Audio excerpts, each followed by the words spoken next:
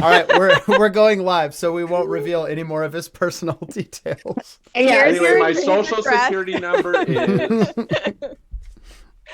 Okay, and we're live. Hello, and welcome to Castle Run. I'm your DM, Elijah Goodall. Pronouns they, them. We're going to go around and introduce our cast real quick and the character that they are playing, and then they're going to answer a little question for me, too, before we get into the session.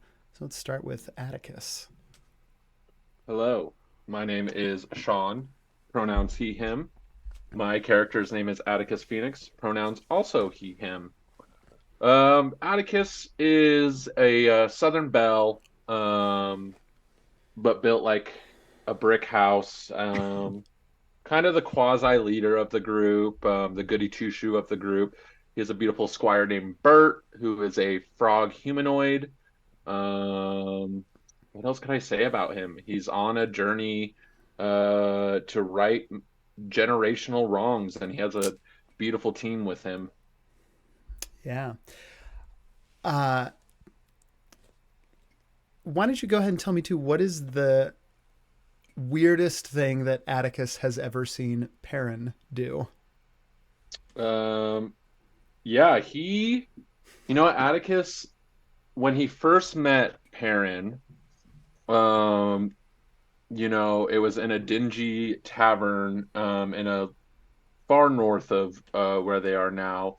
And, Atticus could swear that Perrin was coming on to him and didn't think he was an adventurer. And he's always wondered about that. He's like, were you flirting? Were you not? It's Were you always a like, moment. what are you Yeah. doing? So not the weirdest thing probably other group people see, but definitely something Atticus was thought was weird for Perrin. And yeah, probably something you think about more often than other things.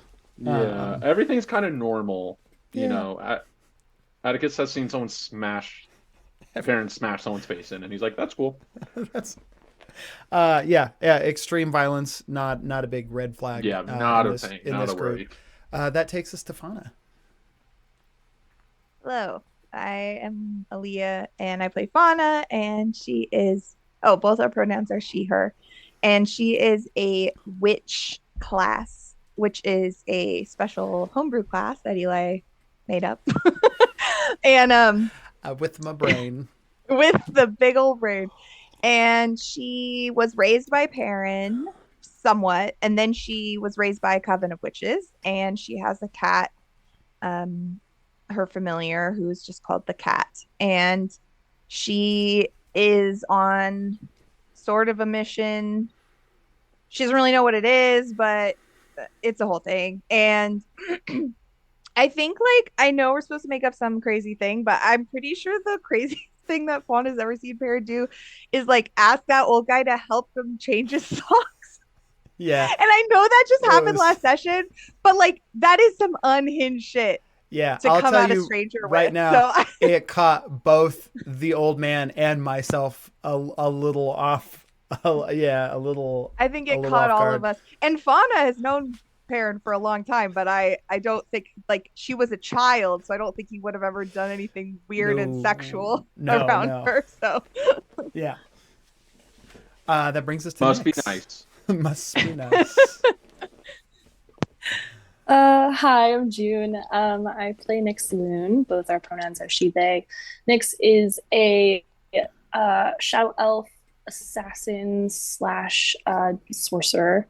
And they are probably definitely the oldest of the party. They're a couple thousand years old, actually. And most of that was spent inside an enchanted locket, kind of passed from hand to hand throughout the centuries, and forced to perform several assassinations and protections and various missions throughout those years. They were freed by the party, went through a period of trying to figure out who they are, get their recovered memory, a sense of identity. I think they're still trying to um, find a place to land on that last one. But they are now learning how to trust the party, and I think kind of starting to care for them, especially Perrin, who they have remembered is their godson, which makes my weird thing about Perrin a little strange because Aaliyah stole it. It's definitely, I feel like the killing, the smashing the face in, like that's just take that in stride. Totally normal. And also, they were robbed of a lot of time with Perrin, and certainly, I think any memories that they would have had with him, if they did have any. Yeah. And so, probably the wet sock fetish was a little out of left field, and also similar to Atticus, kind of trying to place his sexuality, like what the hell he's into. Wet socks, apparently, but Yeah. Old dudes in wet socks. Someone look it up. There's a term for it out there, I'm sure. And in the absence of Perrin, who last session disappeared before Atticus's eyes, while standing next to an odd tree, that will take us to our fifth and final player, Vox. Real quick before that, it's called podophilia. What? Fantastic. Why did you find that so quick? So quick. Google's amazing. Yeah, Sean's like, oh, I found it. I found it. I'll tell you what. Google. If you knew the I can't even talk. Never mind. Oh boy. Hi, I'm Q. I play Vox. Both of our pronouns are she, her. I am dying because I hope that my theme song gets edited in one day. But I play Vox, a half-elf rogue fighter. Vox is a very, very young elf in elven years. She's only 20 years old. She has recently reconnected with her family, finding out that she was related to someone terrible, and with the help of her companions, took him out and is now following along to repay the favor and help her party as best she can. Still a little bit on the fence about some of the party members, but definitely warming up in her own way. Yes. Except and now her and what is Anna the are most like besties after last time. what is the most unusual thing that Vox has ever seen Perrin do? So Vox has traveled with Perrin a great deal. Canon probably before this party was even created. So spent the most amount of time for him. So Vox has been subject to Perrin's ambition of becoming a bard. And being an elf does not sleep. So she has always been woken up by Perrin in the middle of the night, early morning, to listen to a tune, no matter what time, about whatever was going on around them. So she has heard many and varied songs and all the trial and error of Perrin's bard practices. Outstanding. He went through a phase. Yeah. Yeah. You probably cut a couple of ventriloquism acts in there too. Oh yeah. I would imagine. Perrin frequently wakes Vox up still because he does not realize that Vox is not a full elf and that she does require sleep. So he constantly wakes her up to listen and watch his acts. Yeah. Real life. That is real life. We're going to get into it. When we left the party last, you had all found your way to the small village of No Blossom Falls. It kind of secreted away in a grove of, I believe I said ash. Maybe I'm wrong, but we're going to call it a grove of ash for now. A place usually that can only be found by people who are from there, who have maybe parents, grandparents for there, or have some sort of ancestral tie in some way, either to someone who lived there for a very long time, or even perhaps a founding member of the village. Regardless, you all found your way there, leaving behind the wagon your kind of newly found mounts, your achkas, and Atticus's old hill giant friend Cletus, to sort of meet you at the far point. However, sticking around as you did for a little bit, you were able to get a couple drinks at the tavern. Bert is currently passed out near the stream, in the center of the village. And you also all witnessed the festival that the town is named after, when the last blossom comes coursing down the waterfall and the stream that runs through town. On a more serious note, one of the last things to happen, Atticus, we're going to pick up right where we left off last time, which is with Atticus in a emotional conversation with Perrin. He disappeared before your eyes, and unable to find him, in a panic, you are running back down, still to the sounds of like cheering from the, the last blossom has fallen, but kind of now the festival is sort of just starting for these. So there's torches lit up in the village, lanterns aglow, people are starting to celebrate, but you are running back down to find the rest of the party.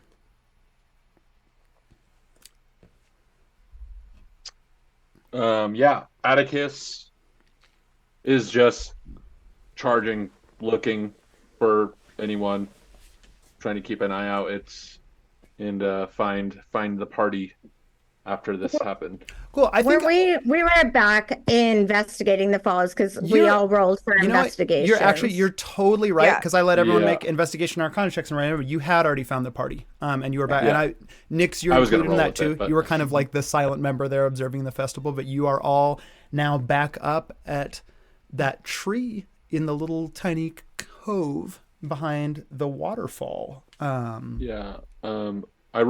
know we rolled last time. I rolled a 16 on Arcana. Okay, cool. If you rolled need that an now. 11. I rolled a dirty 20 on survival. Ooh, I wasn't okay. able to roll, and I just rolled now, and it's also a dirty 20 on Arcana. Okay, on Arcana. Great. All right, we're gonna do the dirty 20 on survival first.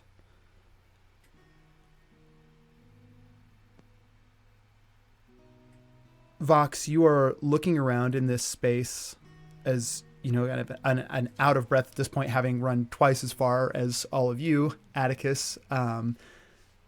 Looking around, this is where Perrin disappeared. You heard the panic in his voice. Clearly there was some sort of emotional conversation, I think, happening before Atticus came to get you, because you can see he's choked with emotion.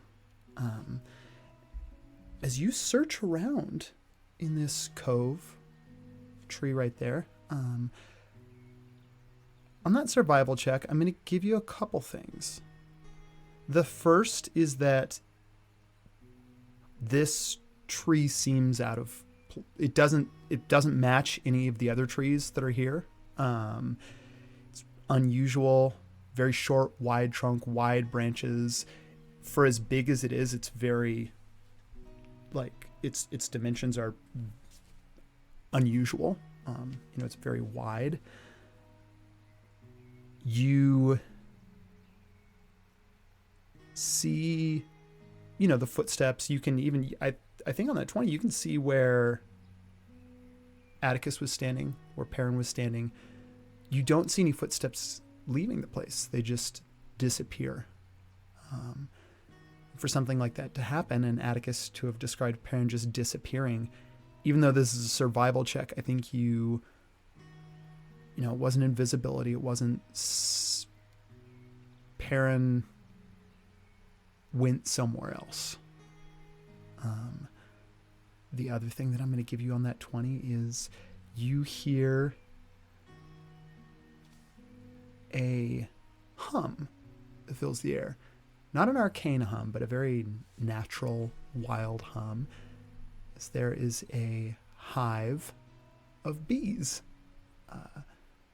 hanging from, kind of tucked back into one of the, God, what do you call it? Just the crevices, like where the branch meets the tree. And they're, busily going about finding nectar from the blossoms that are on this tree. Atticus, you said he just vanished? I mean, that's not particularly unlike Perrin. Did he just open a door? I, I don't know. He got so emotional, and he, he was he I was mean, he's drunk. Of hysterical. course he was emotional.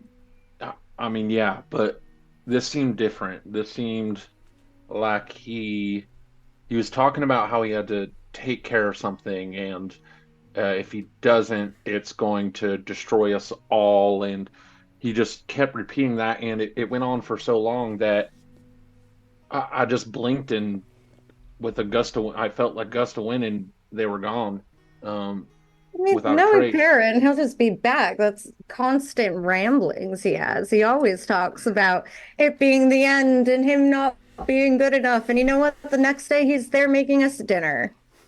No, something is really wrong this time. I can feel it. He isn't here anymore, and I can't feel a connection with him. Nyx, on a 20 Arcana check, dirty 20, you can sense a couple things going on in this place. One is that this tree did not originate in this realm. It is otherworldly, comes from somewhere else. I think you not necessarily having had any experience with this place, you would associate it maybe with the dim memory of a place that a very young Nyx would know and regained this memory recently of visiting the Rose's Mouth for the gathering of courts when you were just 8 years old. And that being of the gathering place for the Court of Flowers, who hosted that particular gathering. The second thing on a 20,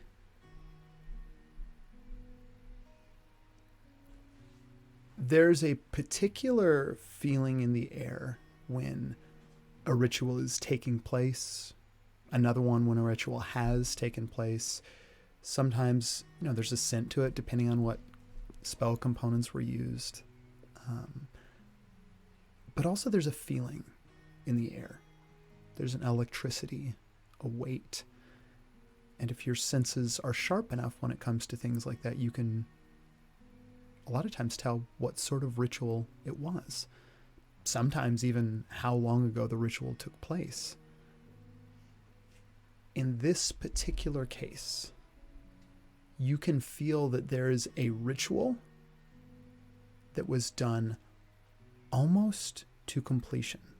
So that precipice energy of being right on the edge of this ritual finishing lingers in the air, but it feels almost dusty. This ritual was almost completed centuries ago and then just left hanging in the air like a question.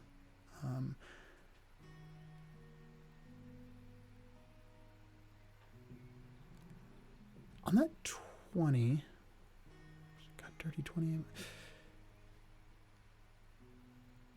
you get the hint of a smell too. Some kind of spice. It's hard to identify, but there is something there. Fauna, Almost 11. like- Yeah, 11, you don't get any more information than you got. Yeah, Nyx. Almost like coming back to themselves. Like I think they were following along the party and seemed like somewhat aware, but mentally distant. And I mean, clearly hadn't really been talking to anybody, and almost just kind of like following along in the background, and going through the motions. But like the focus comes back into their eyes, and they are filled with a very slowly building panic. And I agree with Fauna. There's something wrong with this tree. It doesn't belong here. It's not from this plane. And there's old magic in the air. Do you feel that? Oh Do my you smell it? What the fuck is that? I mean, God, I forgot you were even here. You've been so quiet this entire time. Well, Are you okay? yeah. I'm sorry. It's I gave up my voice. It was elsewhere. It happens sometimes after I'm in the Loonstone. I feel a little connected to it for a time. And I don't know, after centuries of solitary confinement, sometimes it feels a little bit easier to stay in it in a way. And I mean, I wasn't alone. I was talking to Wax, but none of that matters. We need to find Perrin. While this is happening, might have gone through a door. Atticus is going to go walk in front of the tree, and he's going to stab his sword into the ground to I wondered if you channel would revealing want to flame. do that. Fantastic. I don't smell anything, but I hear a hum, but everyone's celebrating down there. And it's, again, I just feel like you guys are all just taking this out of proportion. It's Perrin. Perrin, the one who just That's what I'm has worried come about. and gone. He always blabbers and he's always back. He's also always getting himself into trouble. And if he's worried that this is going to take us out, what do you think it's going to do to him? Atticus is just quiet. Yeah. He's like I wouldn't contemplating. say he's always gotten himself into trouble. I think he's gotten us out of quite a bit more trouble.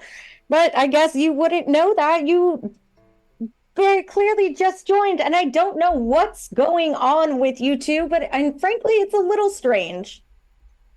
It's Perrin, he disappears. I've been traveling with him for far too long, honestly. I don't even know why I still have been. Little Vox, bit. am I one to usually freak out about things or No. cause a panic about things? No, I wouldn't necessarily say so, but again, he'll probably just be back by dinner. Probably wanted to beat you to the cooking after the sandwich ordeal.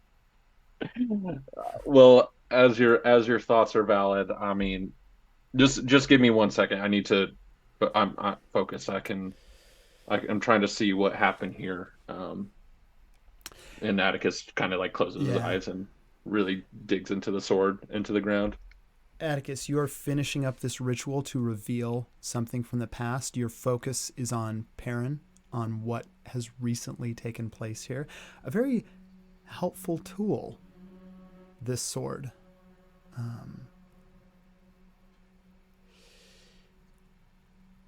While Atticus is doing this, I do need everyone, including Atticus, to make a wisdom saving throw. All right.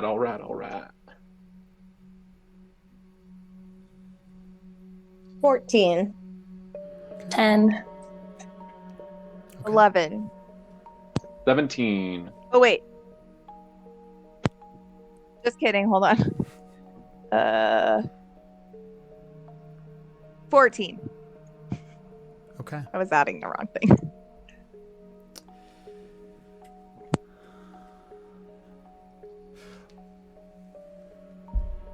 Fox, you say the thing about Perrin always being missing and then coming back.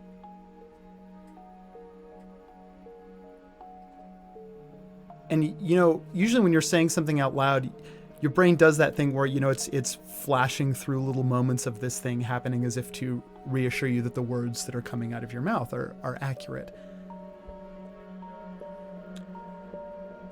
There's something about the images flashing through your mind of Perrin coming back that seem out of focus, fuzzy.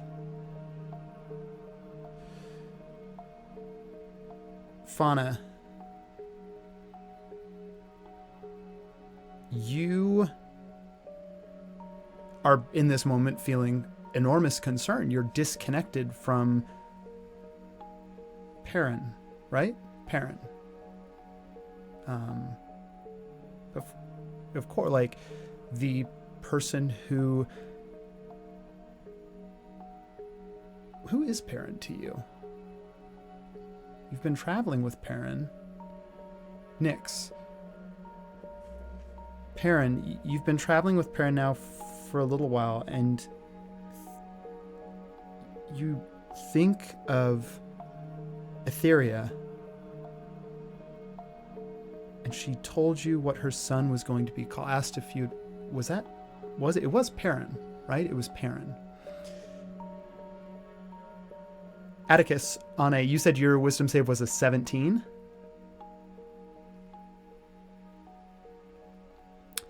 Yes. You feel something at the edge of your senses. It's almost like a gnawing, like something trying to get in, something trying to take something. You're able to push it away, but it's still there, just gently scraping at the edges of your mind. You are completing the ritual. And Atticus, thanks to Nerlith some time ago unlocking the blessing, your mother's sword reveals. And it was a gift left by a parent who knew there might come a day when you would have questions. And also knew she might not be there to answer them.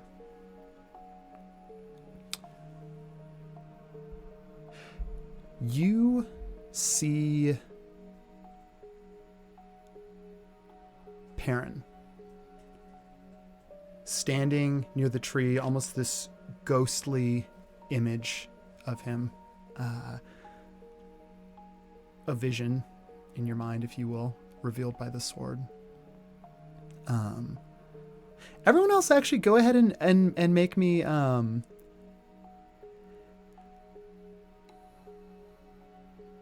else can either make me I'm trying to think if this is a check on everyone else or if this is just Atticus, make me an Arcana check too, and this one more Arcana check in this moment with the sword. 21. 20. Great. What you are looking at, this is fresh. Like you're going back the revealing flame, your sword can go back ages to see something significant that took place as long as you point it in the right direction. You give it a name, an event. This is very recent, so what it reveals, it's very easy, it's fresh, and it's powerful. With a 21, I think all of you, like a projection screen, the back of the falls are right there. You see everything that Atticus is seeing, almost played out like a screen on the back of this waterfall. So you see Perrin standing near the tree, having a conversation with, for everyone but Atticus, a man. It's hard to even really look at him. It's almost like where, Perrin's image is more clear, albeit ghostly. Even focusing on the person that he's talking to feels uncomfortable. There's a fuzziness to it. You can't focus, even though everything else in the image is perfectly clear.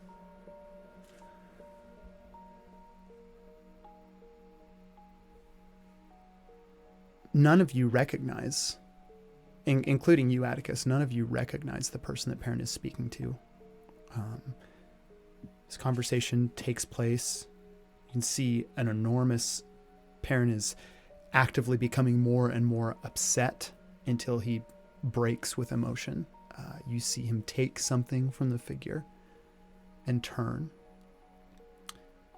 walk to the opposite side of the little cove that you were all in back there behind the falls, and go through a door that has appeared in the cliff. And in the darkness of that space, you see a figure. Gaunt, tall. It's hard to make out in the blackness of the room that Perrin has stepped into, but at least 12 or much higher than any humanoid. But starving, ribs protruding, shoulders sticking out, hunched over something. And there's these muffled words that you hear them bantering back and forth. Atticus, you would hear something very clearly. The rest of you, it's there, but it's muffled a little bit. You hear Perrin say, "Take the memory of my father." And you see something dim appear in the corner of that dark room, and the figure takes a moment and then leaps and just begins to devour this shape that has appeared in the room. You see Perrin walk across the room, pick up a small yellow something off the floor, and then walk to a door and step out of the room. The instant that Perrin steps out of this room,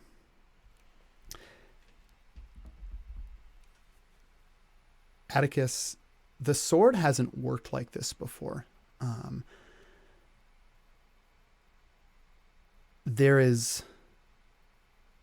It's like you begin to feel it vibrating. It's almost as if it's trying to... It feels, if you were to think of it as as far as you know, your sword is not a conscious being, but if it somehow it feels the need to reveal something for you, that it feels is attached to this, but these are not necessarily past events.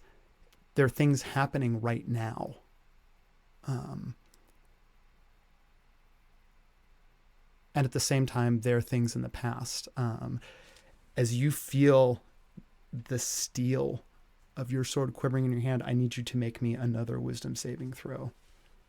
Or actually, we can call it a constitution. I think that this is a physical thing that Atticus can attempt to absorb. I like that as constitution. Yeah.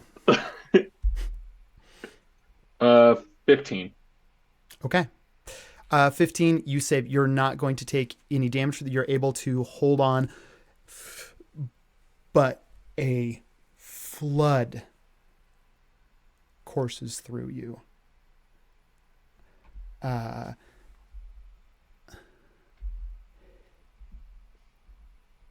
In this moment, all of you see projected on the screen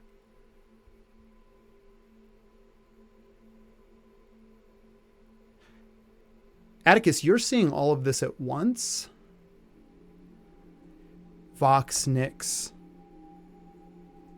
Fauna, you're only seeing the things that pertain to you as this sort of, there's just this wealth of revelation of arcane information comes flowing through the sword into Atticus and projected on the waterfall behind you.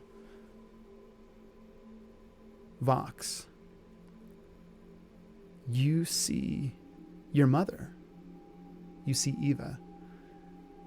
You see her shortly after coming of age,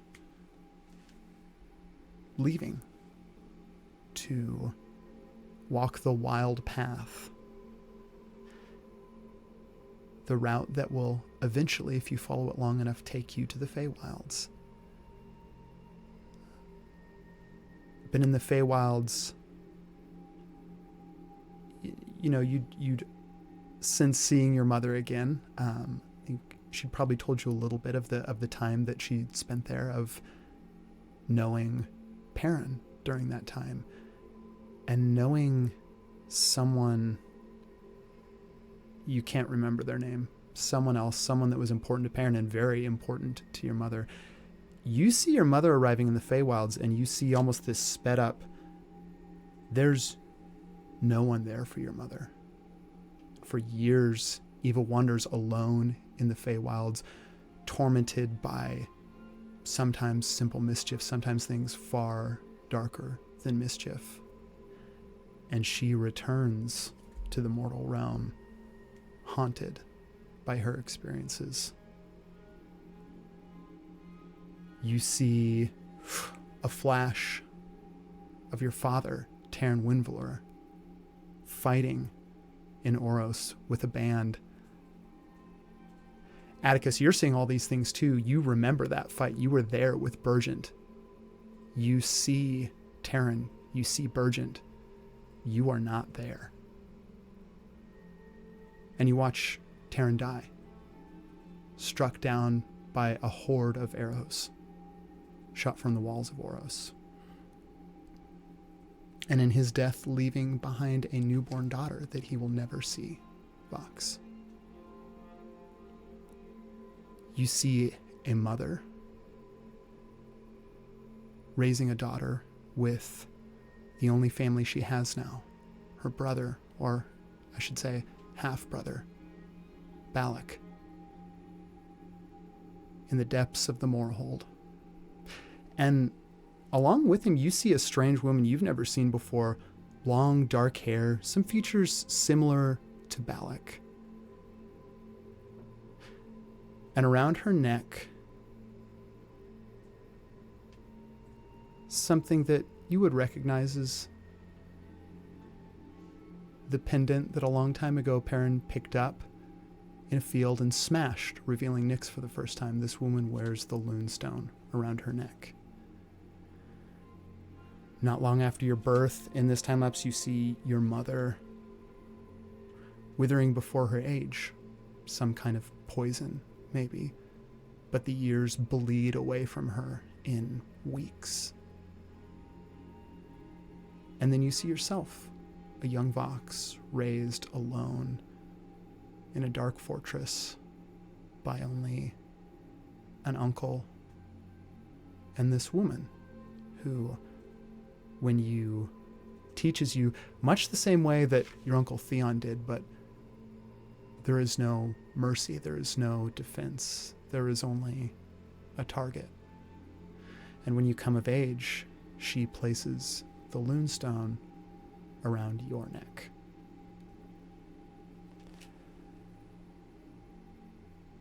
Nyx.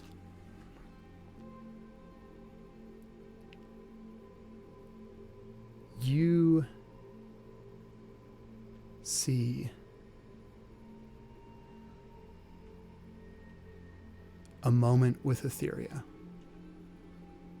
That moment when you were, I think 19, maybe 20, and Etheria was 19. It's hard to remember, but it was the night that she took you to the speakers when you were first bound to the Lunestone in service instead of as a protective place for you. You see the night, but that night, Etheria does not mention the prophecy of her son being born.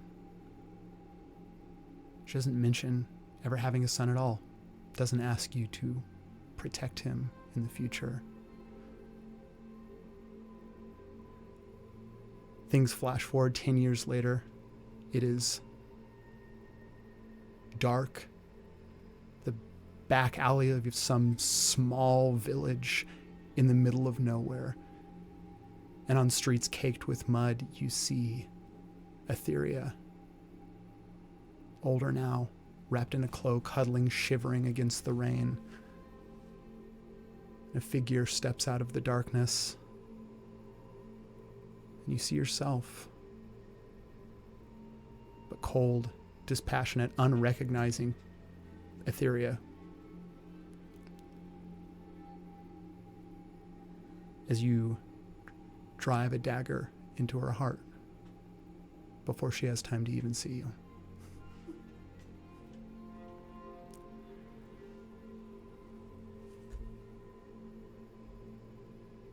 You see yourself being passed down through the years, from speaker to speaker, until one day you emerge from the Loonstone to see Vox standing before you, your new master as the bearer of the Loonstone.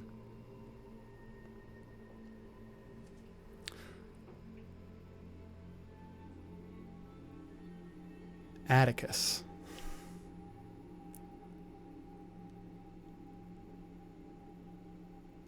You see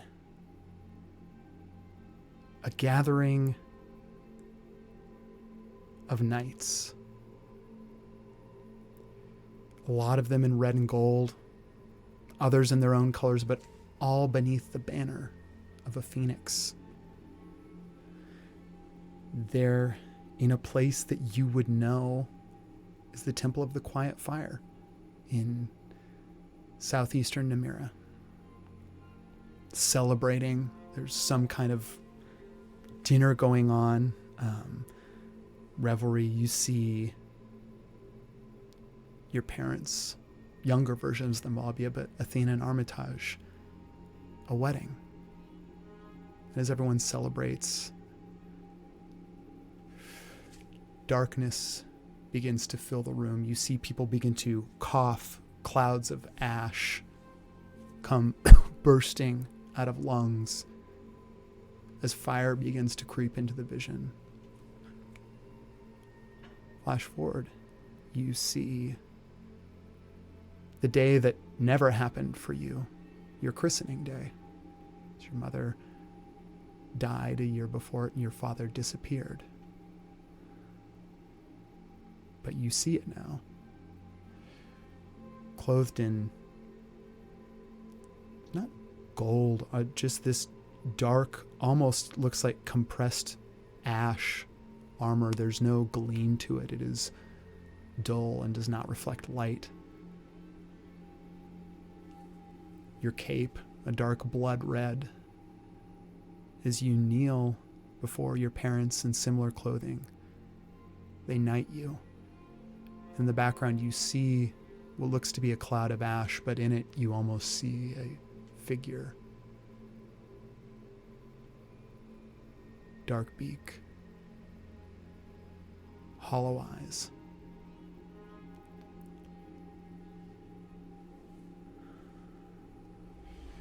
Fauna.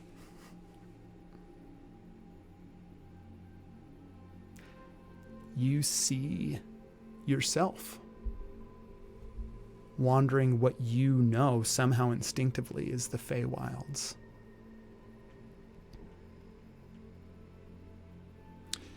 And somehow instinctively you know it's you, even though the figure that you see looks nothing like you.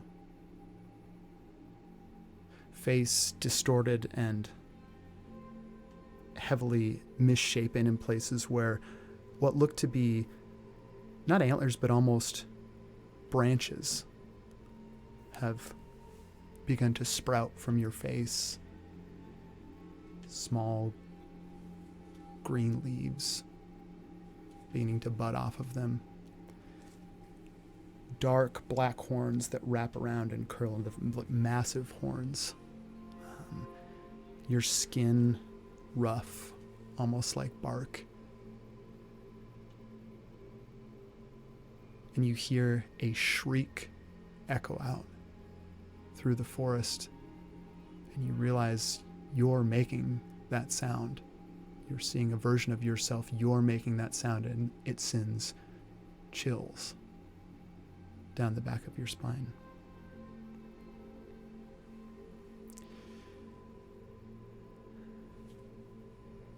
Atticus, the next series of events happens so quickly. It is not projected on the screen. It is like a rapid succession of images. You see the man that Perrin had been talking to. It's a little more in focus for you, more out for everyone else, but you see that man in this very same place that you now are, stopping to quickly just push a seed into the ground, cover it up a little bit, and as all of this begins to fade, the last thing that you see is him sitting down to give me one last. Oh no, you got a 21 on Arcana to channel it. I'll. You don't have to make another check. I'm gonna give it to you. Sitting down to perform some kind of ritual, in this space.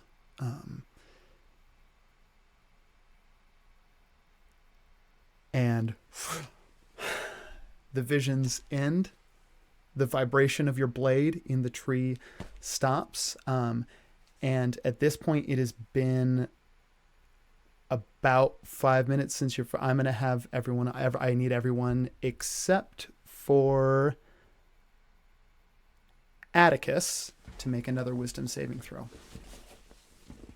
Did we see everyone else's or just our own? I think there was bleed of it. I think let's see what your wisdom saves are now, and I'll tell you if you were able to kind of absorb 8. 8. Okay. Nyx, you were absolutely engrossed in your own, Yeah. I got 16. 27. Oh, fuck you. Wow. Was that a 19 on the die? Yeah. Yeah. Oh my god. Good And Lord. for some reason, I have +8 on wisdom saving. So Yeah, well, yeah, you do, because your wisdom's +5, and then everyone's proficiency is 3 right now. Fucking great. Box, what'd you get? A 16. Okay. And Atticus, you don't need to make the save again right now. Nyx, you're like just flooded with the image of you murdering Etheria, and that last final image of, I think, Vox standing in front of you, albeit different than she looks now, but wearing the Lunestone. Vox, on a 16, on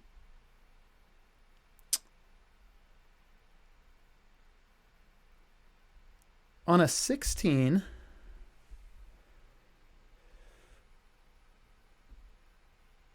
you're not losing, like, those memories of, like, the flashcard, like those flashes of paired memories, they're still a little fuzzy, but they're still there.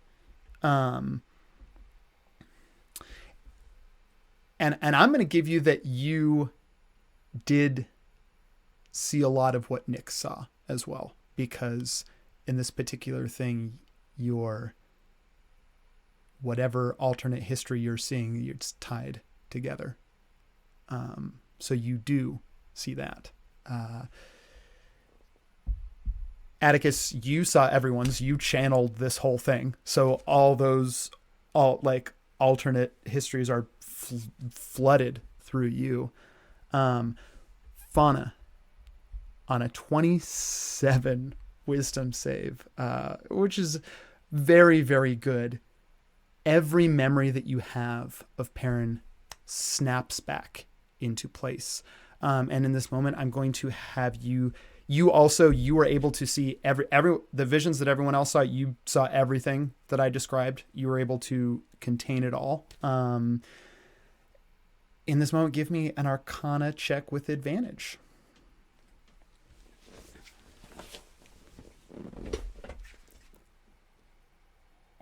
I got the exact same roll twice. 16. 16. 16 is good enough to beat a DC that was set at 15 in my notes.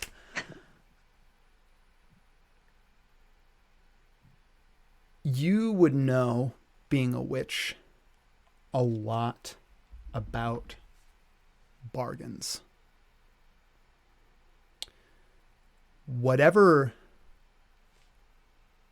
thing, entity Perrin was talking to in that room is a creature that very much deals in bargains, in the letter of the law.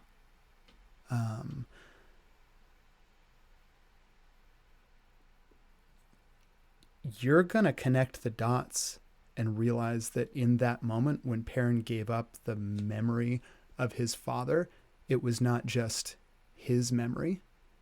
It was the memory of his father ever existing in the world.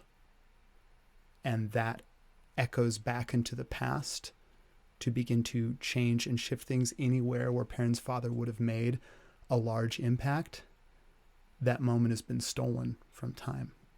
And what you saw channeled through the blade are the impending results of that. I'm also going to tell you that on that 16, the effects of this are going to be slowly rippling out from this place and spreading. The longer that the longer that you stay immediately in this like next to the tree, the harder it's going to get for those things not to begin to affect you. If this has enough time to spread and is not contained somehow,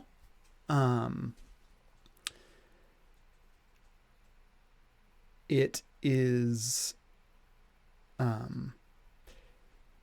going to be catastrophic. The alternate histories that you saw are going to become not alternate histories, but the real history of the world that you all now exist in. And you do not have a lot of time. Nick Atticus? stumbles back, clutching their locket like, what the fuck was that? Now Atticus- you leave us, Fox. They're Atticus looking at Vox. Go ahead. Pulls his Go ahead, sword sorry. out and kind of like smacks it, and he's like, well, that can't be right. I just saw a lot of stuff that don't make sense. What did you do to me? Was that real? Did I do that? I channeled evil ancient eldritch magic. Ooh, Oh my I don't know. God. I don't know what happened. As you're all it was- reeling from this, Bert, who did drunkenly like slowly follow you up, comes through the waterfall and is like, Hey, y'all, they're handing out candied apples for the festival down back by the town square. and you see is holding like 3 candy apples. I didn't get any for anyone else, but if you want some, they're down there. Bert, stand at attention. Mm-hmm. Just 2 candy apples just like stuck to the forehead. Sun madness is still wearing off. Yeah. It should just stand in the direct moonlight. To answer your question seriously, I don't know. This was a ritual that was given to me by, I believe, Fauna's mom, coven leader. I'm not sure. I don't know. It was after we killed all those knights. But it's supposed to let me see into the events surrounding an area, but I don't know. It felt like it was in the past, but in the future, but not here, but somewhere else, or it could be. I don't know, but I saw some diabolical things for all of you. What we just saw was it if Perrin's father and so Perrin didn't exist and didn't have the influence on our lives that they had, that is what would have happened to us. And it will come to pass if we don't find Perrin and fix this. Parent. Who's parent? Is he parent? Nyx is gonna point towards Bert. No, that's Bert. No, that's No, Bert. no. Sorry. I You only got your must, name a couple you times. must have the sun madness too. Listen, it'll go away. Atticus says all we gotta do is stand in the moonlight and we'll be fine. Why don't you take a seat, bud?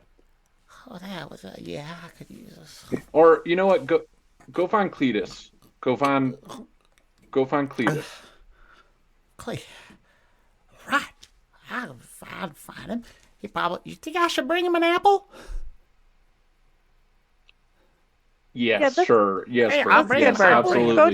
Go take him an apple. Absolutely. I'll go get him an apple. Bert had the second time having like sort of walked under the waterfall and gotten the spray is picking himself up a little bit. Bert rushes out of there. Fauna, how do you know that's our future without Perrin? I just know that there was a connection and I can feel what happened to him. And he made some kind of bargain. And what we just saw is how our lives would be if he was never in them because his father never had him. And I don't know how I know that, but I know with my heart that it is true. And we need to find him and we need to fix this and we need to get away from this place because the longer we stand here, the worse it's going to get. And Nyx already doesn't remember him, and the rest of us are going to keep forgetting. All right. Let's Are you saying this is magic? What's going on? Yes, it's very, very bad magic. The worst kind. I can't lose my memories again. I can't do that again. we're not that's not gonna happen. Don't worry, we're going to find Perrin.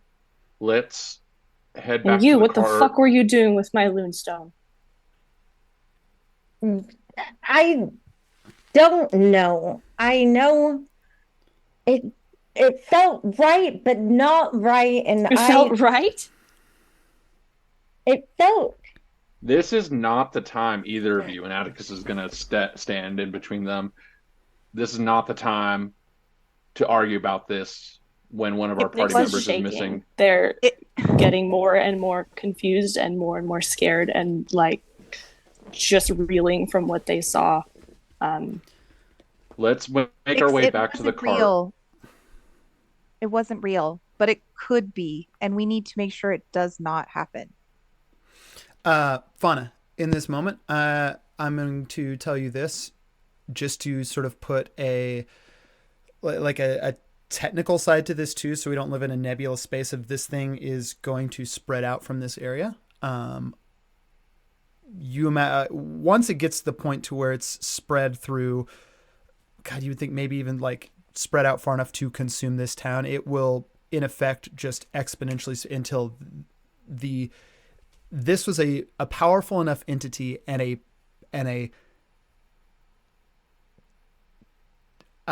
who took advantage of like a chink in a bargain, in like a crack in the bargain in such a way that it has the power to undo a lot.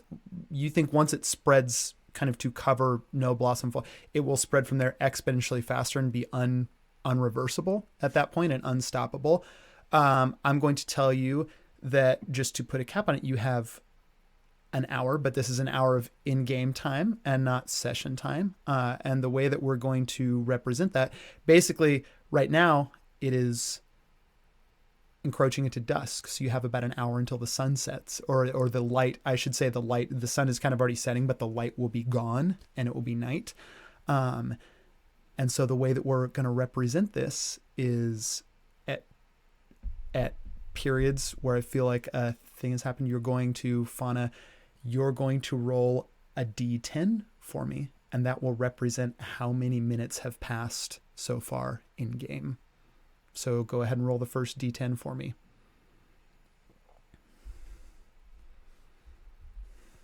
Seven. Okay. It's been 7 minutes. You have 53 minutes left. Atticus, I we don't can't- understand what's going on, but we can't just leave these people if what Fauna said is true. They invited us here and we came here because the sword told us to come here. And now what's going to happen to them if we just leave? this tree, right? I'm sorry, my mind is a scramble, but this tree, if what you're saying is right, Fauna, it doesn't belong here. And if we need to stop something, maybe we kill the tree, maybe we chop it down. Will that stop it? I don't know. All I know is we either need to find Perrin or we need to find the creature that he made a bargain with. Yeah, I will say being this close, like you're still in this grove right now, close to the tree. Funny, you told it like this is the epicenter of this thing spreading out. No more like wisdoms. A couple of you have saved high enough that you don't have to make any more wisdom saves. So Fauna and Atticus, you see things are getting visibly worse for Nyx and Vox's things. You think that would be abated at least somewhat if you left the immediate vicinity, because again, this is where the thing is spreading out from. So just getting out of this space is going to be helpful for the moment. Yeah, we need to go. I don't think doing anything to the tree is going to help, but it will get worse for us if we stay here. What about Let's the move people? away. We're not going to leave the town. Let's just move away from this area and try to figure out what to do. Yeah, it's not the town, just the immediate. I mean, by the time this thing spreads to the bounds of the town, it's over. Like that's your hour. Atticus Can I? looks at the tree and looks at the group and is hearing the panic, and he goes to just try and chop it down. He's gonna take his sword out and tell everybody, he's like, move, I will do what I can, and he's gonna try and just bring his Honestly, sword. like actively dragging Nyx and Vox away, like grab their arms and drag them away while Fauna, he's doing that. just again to like paint the picture, you've got like Nyx and Vox who are sort of not even just arguing, but almost more arguing with themselves at this point in their own, as you are actively dragging them away from the tree. Nyx is Atticus, also going to cast Dispel Magic. Cool. You cast a spell, but you are actively just trying to, Atticus, chop this tree down as they are dragged away. Go ahead. You cast Dispel Magic. There's not, the bar, it didn't take place in this. It took place in another, even though the epicenter is here in the mortal realm, none of that took place here. And Dispel Magic is certainly like what was done cannot be undone by something like that. There's not any other magic except I will say that ritual that you felt that hangs in the air. And once I think you get, your Dispel Magic almost kind of comes rebounding back. Once you get out of this and your head is a little less fuzzy, I will tell you, I'll let you make an Arcana check for kind of registering what was going on with your Dispel Magic. Atticus, go ahead and make me an attack roll. It's really low, but it's going to be the damage that matters if you're trying to chop this tree down.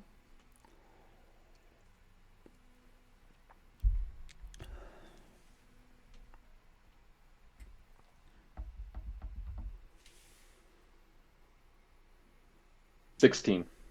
Okay, 16 definitely hits. Go ahead and roll damage. Eli, can you check the chat really quick? Our meeting chat. Ooh, yes. Is it the one in Discord or the one in the Zoom one? In Zoom. Cool. I think I can check it on my... I can just text you too if that's easier. Wow, that was a pretty low damage roll. no, I can check that was 14 total damage for that attack, first one. Okay, 14 damage. You hew a big chunk out of this tree. You look at it. You can give me an Arcana check in this moment too, if you Okay. want to. Or a Perception Yeah. check. Either one. That's 18 on Arcana. Okay, cool. 18 on Arcana. You. Oh, whoops. Hold on. I just messed up the overlay by doing that. 1 second. In regards to that Sorry. thing in the chat. No, it's okay. It was my fault. In regards to the thing in that chat, Fauna, that I'm about to let you make another Arcana check that will help. Okay, that. thanks. Yeah. And then, hold on. Let me adjust these windows again real quick. There we go. Atticus, on an 18, as you begin to chop at this tree, the thing gnawing at the edges of your mind, you begin to feel it encroaching more and more. You feel like if you stay in this place too long, it's going to begin to rob you of things.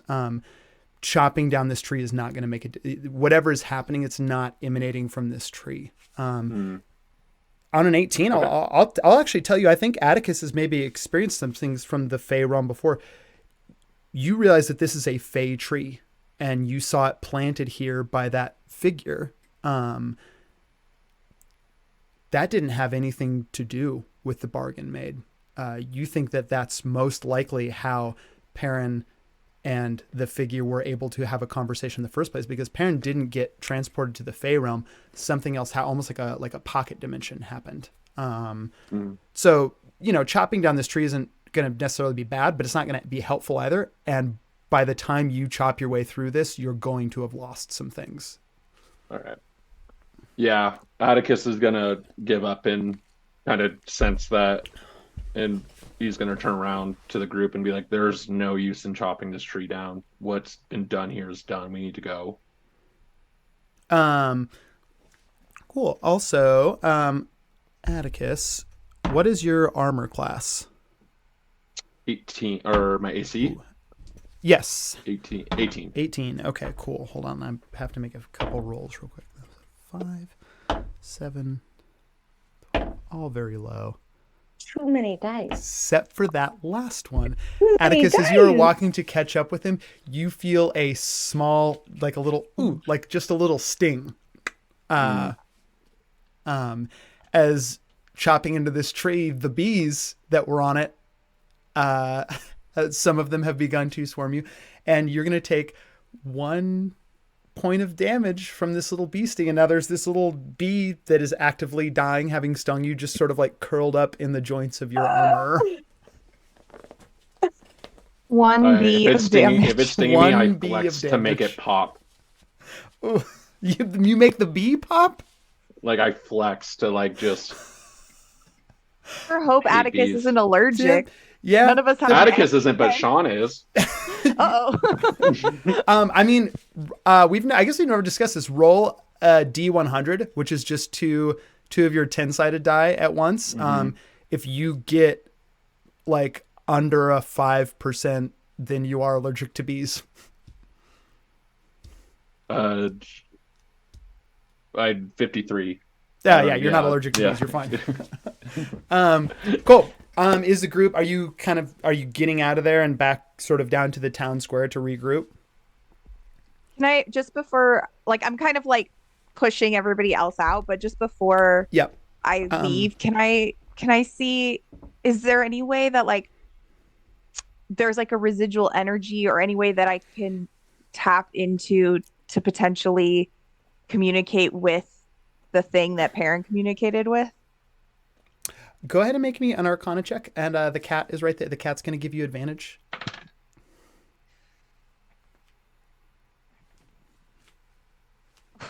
22. Cool. On a 22, you reach it. There's this thing isn't there. You think an entity like this, Perrin for whatever reason, has some kind of connection to this. Without a connection to it, finding this thing would be impossible. You would have to a few things. You would either have to, you would need to have a connection to it. You would have to know its true name, or at least the name, like the realm where it lives. Having none of that information, you can't. As you sort of do that last little act of just sensory to see if there's something in this space, you see the cat just sort of scurry by you, and it's like its mouth shut around something, and it goes running by you down the path, maybe about 60 feet or so, and then just spits something out. Cat, what do you have there? Mm. Did you eat a bee? Well, I didn't. I tried. What did I tell you about those? They sting. Yeah, it's not great. It's not great. I've never had one sting me inside the mouth before. It hurts. It's bad. Also, this bee is weird. Oh no. Is it like the mouse that was weird? No. Yeah, I understand how you would make the confusion there. No, it's not like, it's just, it doesn't. Good. I've eaten bees before. This bee doesn't, it's, bad was the wrong word. It's different. There's some kind of like, I don't know. What's that thing that humans put on food? Like, you have your food and it's perfectly good, and then you ruin it by sticking it in fire and shaking stuff on it. When you shake the stuff on it, it ruins the food. It makes it like taste all cinnamon weird. toast or cinnamon. Yeah, it's whatever. There's something. What? Fawn will just lean down to pick up the bee instead of trying to rely on the cat to describe it. You are familiar, Fauna, with. I think you've whatever parts of the ritual for summoning the House of Dusk that you weren't familiar with, you've brushed up on. I think in the last week or so, knowing that the time was coming when that might be a necessity for you to do. You find a sort of a chewed up dead bee missing a stinger. 21 Arcana is really good. So I think it's less that you perceive this, you would need an incredibly good magnifying glass or a microscope to see this. But there's something, when you brush your hand over it, there's something about the pollen on this bee's back did not originate in this village. Something about the scent of it. It matches the components needed to summon the House of Dusk. And that 21 is pretty good. I'm going to tell you also that gnawing at the back of your mind was the same thing that Nyx got in that space, which was that there was a ritual. You finally identify it. There was a ritual hanging in the air back in that space that had not been completed. And you were able to put the pieces together. Someone came very close to finishing the ritual back there to summon the House of Dusk, but did not complete it. And you think that it would take you just a little push to complete the ritual. And not very long either. Which is good. Generally it takes an hour to summon the House of Dusk. You think this being Not right the on the full edge? hour. Yeah, it's probably honestly just a few, like it's a few minutes. And for the practical information, it's a couple minutes and one check. Okay. One good Arcana check away from being summoned. At the end, you're all making your way back down to the village. I think I'm going to say go ahead and roll me one more D10.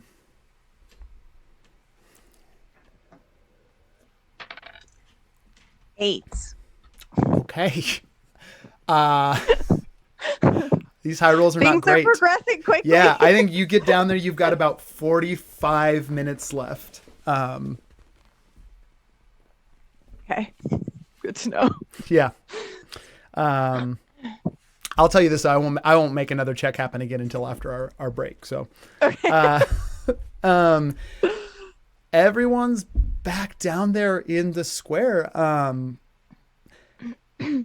As you all come back down, kind of Fauna again, you had to let go of Nyx and Vox to examine this bee that the cat had spit out.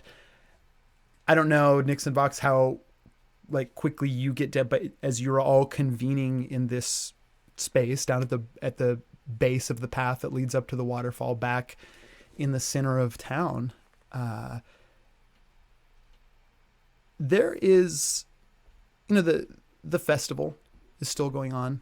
People are celebrating. You do indeed see a lot of children and some adults walking or running around with candied apples. You see actually the tavern master from earlier, still in their bear shape, now standing outside the tavern handing out candied apples to and there's kind of a line forming for it at this point.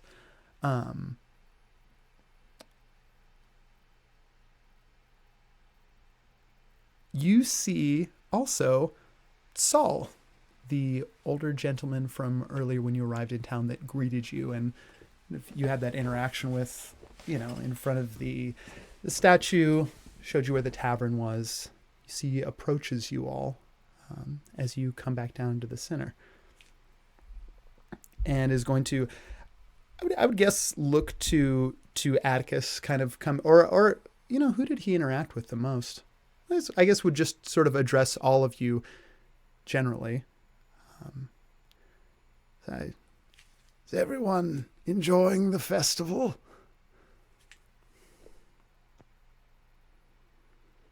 Yeah, it was lovely, but do you remember that other gentleman that was with us before, the one with the wet socks? Yes, yes, Okay. yes, with the socks.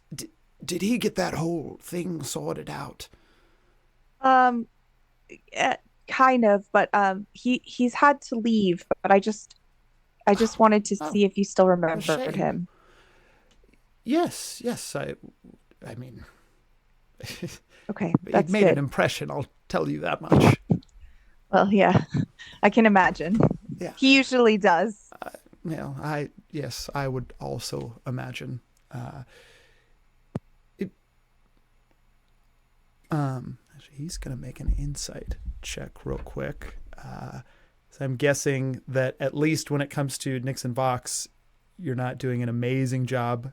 There's definitely tension Oh, between yeah. the two right now Not holding too. it together. I think Do Nyx. Atticus is gonna lean over to Fauna real quick and kind of look around and look and be like, should we try and evacuate this town? Would that help? Couldn't hurt. I mean, I think the more collective consciousness that absorbs this, whatever it is, the more it will grow. Maybe if there's no people around to absorb it, it'll slow it down. But I honestly don't know. Yeah. Atticus is gonna lean into Saul and say, I hate to break up your festivities, but do you have a town bell or something to get the attention of the people living here? A way to get it. I mean, usually what happens is I'll just stand in the center of the square and yell loudly, as we're not a big, large village here. I hate to cause alarm, though, Anna. I notice you coming back down from the falls. I don't suppose you found a tree up there? What do you know about it? Unusual. Well, only that it was put there long ago by one that here in No Blossom Falls is known as the Beacon. They gave us no other name to go by in our history books, so to speak. That's just hilarious. The bees make sense now. Oh, I don't think it's supposed to bees, be yeah. a pun, Bees Box. up there, yes. Well, I'm not sure. It's hard to tell in old histories whether someone had a sense of humor or not. They don't often include that in history books. I don't mean to pry, but your arrival here, I have to say, is very unusual, particularly at this time.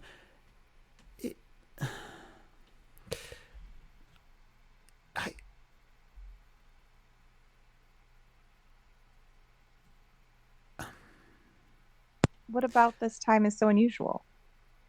Well, it's just.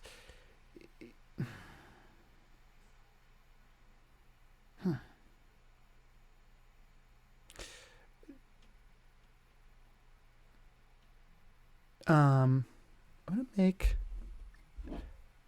an insight check right now. Oh God, for is this Saul. one of those magic towns? Are we all gonna fall asleep or something? At least it's not a Ooh. church-going town. Yeah. True, that's a good Nyx point. is going to like kind of quietly sidle up to Atticus in a low voice, like, Atticus, I'm a little scared. Are we under attack? What's going on? Atticus is gonna put like just his hand gently on Nyx's shoulder and just say, not right now, but just breathe. There's some confusing things happening. I'm here if you need me.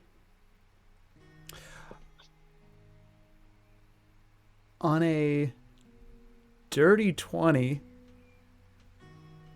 Saul looks at all of you.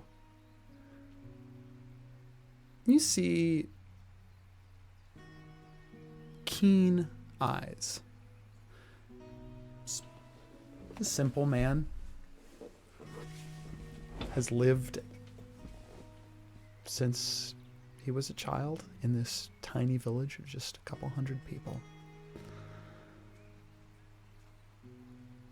But there is a wisdom here to look at someone and know more than just character, but almost bordering on something magical. There's almost an arcane insight to his eyes that look at all of you. Yeah.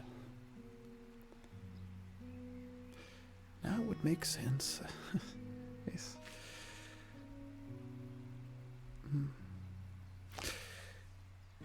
Please, if you know something, speak. Well, on the winding path of fate, no blossom falls without purpose.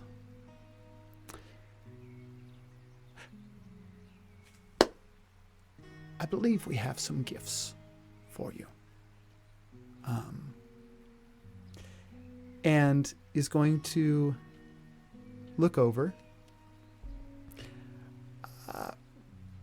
Petal.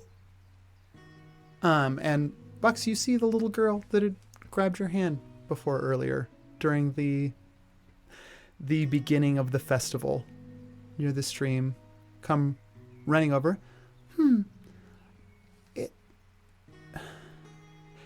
You know that special place that the village keeps all its books and there's that little room in the back with the, secret bookcase that you found, and I told you weren't allowed to go in there or play with any of the things or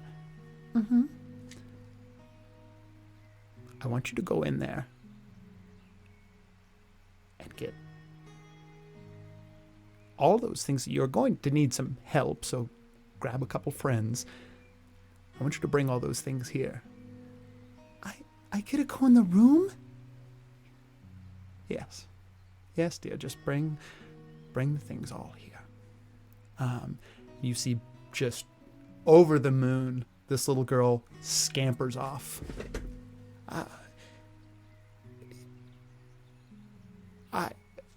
She'll be back in a moment.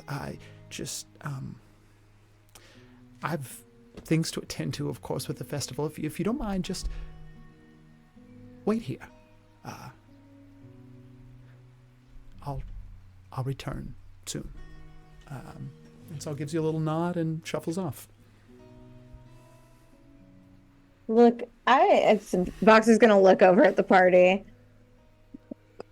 Not to deny hospitality, but what gifts? For what? For why? This old man speaks in vagueness, and I guess we wait. I mean, I still don't know why the sword Can brought we us afford here. to wait? I think we should be okay for a little while. What's going to happen to them? Will they be okay if we leave? I think I know a way to find Perrin, but I have to go alone. what, Anna? What we can go with you. That's fine. What do you mean go alone? No, it's a ritual and I don't know for sure, but I think I know where he went and I can get there, but I need you to stay here and make sure this thing doesn't spread. If I fail, you're gonna have to do your best to stop whatever this is from happening, or at least get these people out of the way. Atticus is gonna look at Fauna and just kind of hear what she says and kind of like step back a little bit and to suggest you're leading the show right now. Fauna, in this moment, I'm going to give you some information on the check that you would know. And then you can either add a little bit of information to the thing that you were saying, or I'm going to have you make a deception check, because what you would know as you're saying these words is it's not just that you do need to go alone. That part's not like you're the only one that could perform this ritual. And once you perform the ritual, you alone can walk the path to the House of Dusk. You know enough about rituals like this and summoning. The House of Dusk exists in an extraplanar space. It's a place between realms. By performing the ritual and summoning the path here, you can take the epicenter of what is happening and effectively shovel that off into that extraplanar space, that little pocket dimension that the House of Dusk exists in. And then entering into it, the path will disappear and you can seal those effects off to only be occurring in that realm where the House of Dusk exists, thereby essentially banishing these effects that would spread from the realm that you're all in now. It is the equivalent of, opening a sack, tossing a poisonous serpent inside, and then climbing in the sack yourself and tying it after.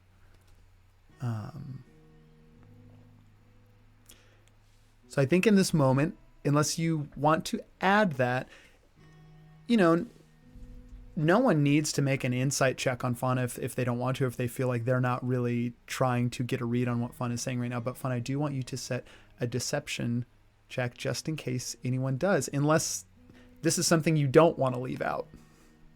It's up to Fauna. I mean, I don't think she would explain all of it in that much detail. Okay. But I think she wouldn't be like trying to deceive them either, Okay, if cool. that makes I won't. sense. Yeah, I Or won't like make. she would maybe Yeah, kind of like omit the part about how she potentially never could come back, but like I think the way she would say it would be like basically what she already said, but cool. at like that she could seal off the effects from happening, Yeah. but they need to stay here in case it backfires. Cool. Great. Yeah, I think Atticus, just what I just mentioned he was doing Mhm. before would be an insight check to see if, like, I don't know if that would mean anything. Give me if they're like, Yeah, give me an insight check, and I think in this moment I do just roll a deception check, Fauna, just to see like you're not actively withholding information, but it is a little worse for you that you're kind of like glossing over. 5. Fun is not a very good liar. Atticus, roll insight. I rolled a natural 6, but it would be 8 total.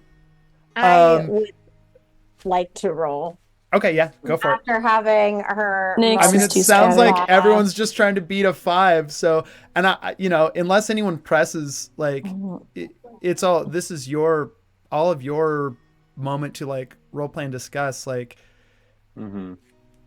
you would on those checks, if you're beating a 5, you could probably tell that Fauna is glossing over how dangerous this will be for her. I did not. I rolled a 4. I wanted it to be higher so Yeah. bad, but I rolled a 4, and I think Vox is just gonna look at Fauna and be like, "Do you remember the vital points? And you have the poison." Yes, I remember. You said fatal blow to the knee, not fatal to the heart. Is that right? No. You must have gotten that confused. Okay, Fatal it didn't heart, seem right. I knee. mean, I'm not a Yeah. doctor, but I didn't think the knee The was blossom was especially. very, very pretty. But defend yourself and fight. I will. And Yeah, Atticus probably reads that, they're glossing over it. Something Atticus knows anything like this is dangerous. I mean, Atticus has Yeah. thrown himself into many situations head first, so he's just gonna, recognize that and put a hand on Fauna's shoulder and just say, you know what? Sometimes you just got to go head first, and I trust you. I know you'll come out where the grass is greener. find Yeah. Perrin. Nyx is gonna come up to Fauna and I'm gonna be honest, I'm not really. I'm still lost, but I trust you, and I think you're a lot more capable than you let on.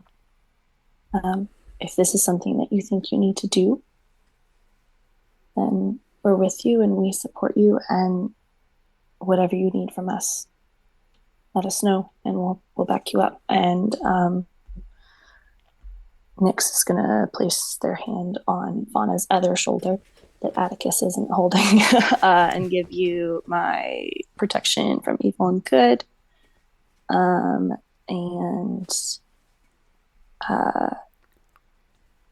I think, yeah. Well, let's see if they're both concentration. I don't think they are, but I don't. Yeah, are you talking about guidance and? not guidance. I mean, I'll give guidance, but that only lasts for like I think 10 minutes, 1 minute, yeah. something like that.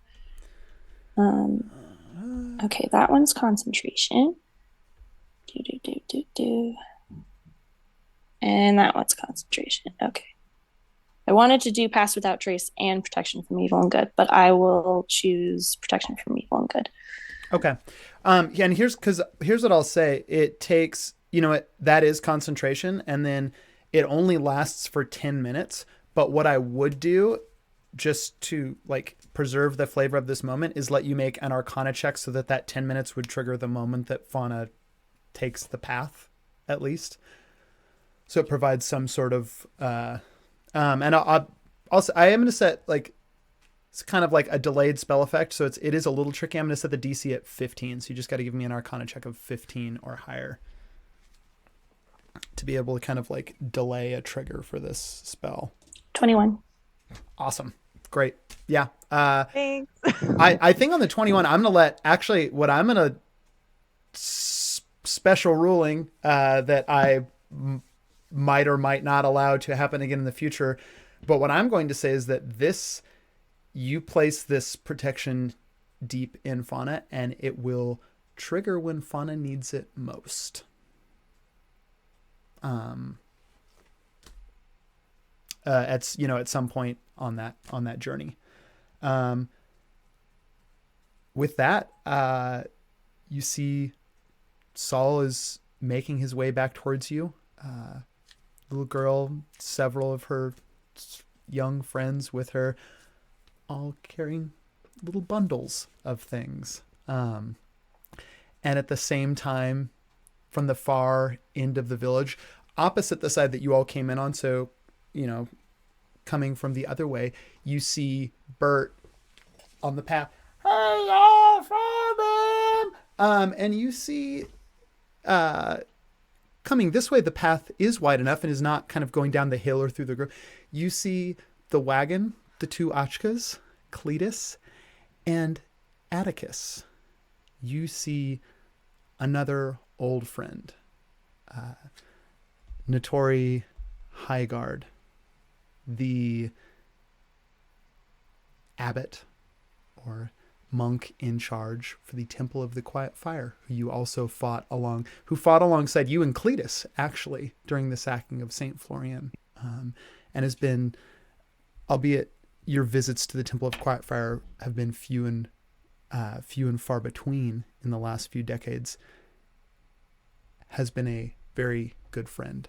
As you see this dwarven woman, even pretty short and stocky, even for a dwarf, blonde braids swept back, immaculate eye makeup, and this full blonde beard that has grown in, just waving, sitting on one of the Achkas next to Cletus, and two more monks in the wagon as well. Put me in a school dress and call me Sally. Is that Notori Highguard? Oh, it's good to say, Atticus. And that is where we're going to take our quick little break, and we'll be back in 10 minutes. Good for him.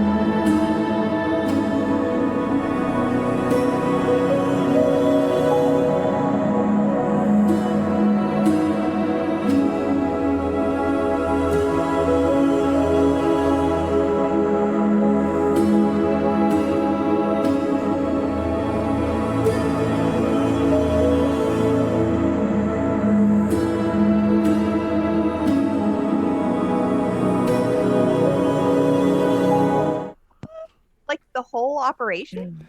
Mm-hmm. I think they own that too. Okay, and we are back from break. Nix, you have that interaction with Fauna and leave them with a protection from good and evil spell to be triggered when she needs it most. Approaching you is Saul, kids in tow, bundles of stuff. And also, I just forgot, even though it was 10 minutes ago, Cletus and Notori and several other monks from the Temple of the Quiet Fire have arrived. Bert comes up to y'all. I didn't have to go far. I went just outside the town, and Cletus was waiting right there. And here they are. Are friends of yours, Atticus? Well, I mean, you know Cletus, but yes, this is Notori Haggard. They are a monk Oh, it's a at the pleasure to Temple of meet you. Quiet Fire. And Notori is going to reach out her hand. Or I guess I should maybe say reach up her hand. Nyx will look at it and hesitate for like just a second. Less out of like distrust so much as just like it's not usually their first instinct to shake hands. But they'll glance toward Atticus and see that they trust him, and everybody else in the group seems chill. So keep hand having and reunions at odd times, but this is not this. There's some stuff going on that we need to figure out. Yeah. Oh, I figured that might be the case. I feel useless just standing here. Atticus, what's the next move? You remember the twins, Nora and Nev, and you see Atticus, the other two monks in the back, also dwarves. One of them, kind of a dark brown hair and a braid that goes back, shaved sides, and another with a face almost identical but kind of curly brown tousled short hair that is swept to the side. It's the two twins that are the nieces of Notori. Wave to you from the back of the wagon as well. Oh my gosh. Tweedledee and Tweedledum. I haven't seen you since you were little pipsqueaks. They kind of I'm sure that name isn't great anymore. I'm sorry. That was a little bit. You see, Atticus, go ahead and roll. This is not one of your languages. Go ahead. You're just going to make me a rough intelligence now to see if you ever picked up any sign language, because both Nara and Nev are deaf. That was a nat 20. You are able to communicate with them immaculately. They kind of laugh and sign to you. Well, I say that I sign. Good to see you. Hop out of the wagon, make their way over, and begin, greeting the rest of the party. Cletus is going to step, or rather slide, off one of the ashkas, and head over to the group. Yeah, can you believe here I am waiting on my wagon right at the end of the path and expecting you, and who should pull up instead but this little firecracker over here. And you see Notori kind of gives him a shadow jab. They look back to you, Atticus.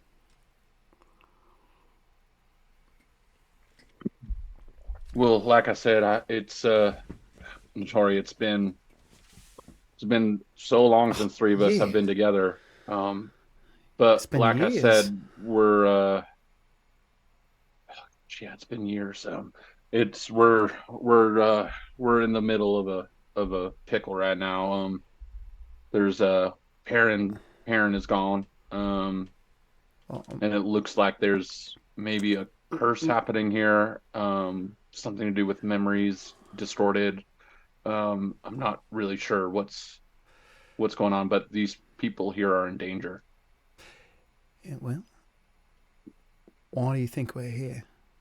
Oh, that all checks out.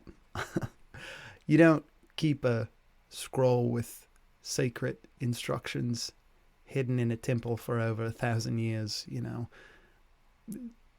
when the day comes when you're supposed to open it, you open it and you do what it says. And it said to show up here, so here I am. I was curious how you got to the city that supposedly isn't supposed to exist unless you are drawn here or have bloodline here. That might answer it. Scroll. The beacon left pretty specific instructions on that scroll. The beacon? Yeah, the beacon. Notori has a way of being at the right place at the right time. That guy said, the tavern keeper, he said that the one who maybe planted I don't know, the ritual site back behind the cave, the waterfall where everything went to shit. That was the place for the beacon. Yeah, that would make sense. It's not the first time we've opened a scroll left by the beacon and shown up somewhere in the nick of time to prevent something terrible from happening. I will tell you, this is the last scroll, so I'm assuming this is the most important. It just gave us directions to here, said we were looking for a place called No Blossom Falls, and when we showed up that we'd be needed. So brought the twins. Did it equip you with anything? I mean, not to doubt, you seem like a very handy person, especially with at least the way you're holding yourself. Have some combat skill, I can tell, but I don't see anyone around us that needs a good ass kicking. Well, I'm sorry, I don't mean to doubt, but how can you help us? Atticus is gonna kind of do this and be like, yeah, well, Notori, I guess it's kind of like old times, and best to show them what you do. Okay. Ooh, this is good, actually. Hold on, I'm gonna look something up real quick because I cannot remember what those abilities are. Level oh, is this gift for 8. Me? Oh my gosh. Thank you, child. It up. I would like to do an insight check. Yeah, go ahead and do an insight check. And Vox is also looking over at Atticus. Your friends sure do have a way of showing up exactly when needed. And I rolled a 17 on insight. Yeah, I got really good friends. On a 17, on a 17, Notori is not hiding anything, as she appears to be high energy, kind of warm, also pretty tough. As Atticus says this thing at Priving, and Nyx, you've kind of, posed a question as to what kind of help Notori can be. You see her look back at the two twins and give them a nod. She's going to, let me make an acrobatics check real quick. Is going to just standing do a perfect kind of this kicking backflip where things just almost seem to slow down at the apex of her legs being in the air as she kind of both arms spread out to either side and she floats gently to the ground to land on a foot. You see her make some signs, and those signs are shadowed or mirrored on either side by the twins. And you feel, Nyx, and all of you feel an enormous wind whip up in the space, kind of into a tornado. Blossoms, leaves begin to lift off the ground, stir.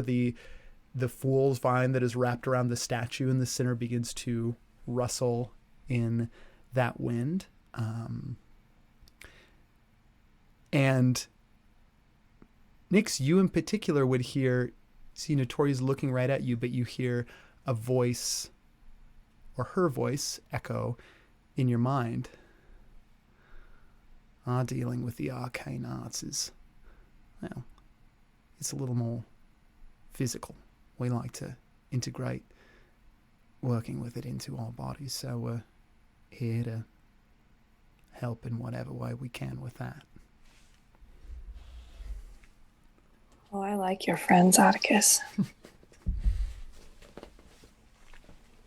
Atticus is just gonna like nod and kind of be like, "Hmm." Um, I think you'll come in quite handy. And just in the nick in time. That scroll, can I see it? Does it say anything else? we didn't bring it with us. I mean, even scrolls once they're open still stay in the Temple of the Quiet Fire.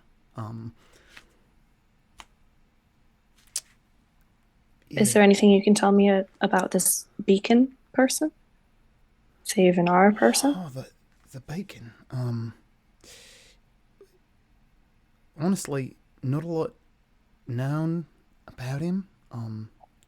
Been around for very old, I'd imagine.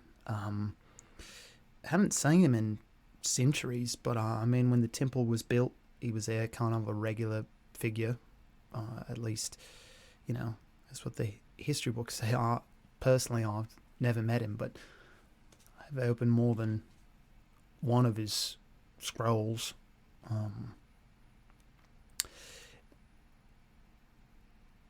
Is he You some you kind of rolled fortune teller then? I will say this: you rolled fairly. You got your last wisdom saving throw was 8. As Notori is talking to you, she says the beacon's name several times. She's talking about him. There starts to be almost it's like a high pitched, like a almost this tinnitus in your ears that starts to ring and drown out the name uttered. She says it gets things get more muffled, and it's harder to concentrate on what she's talking about. I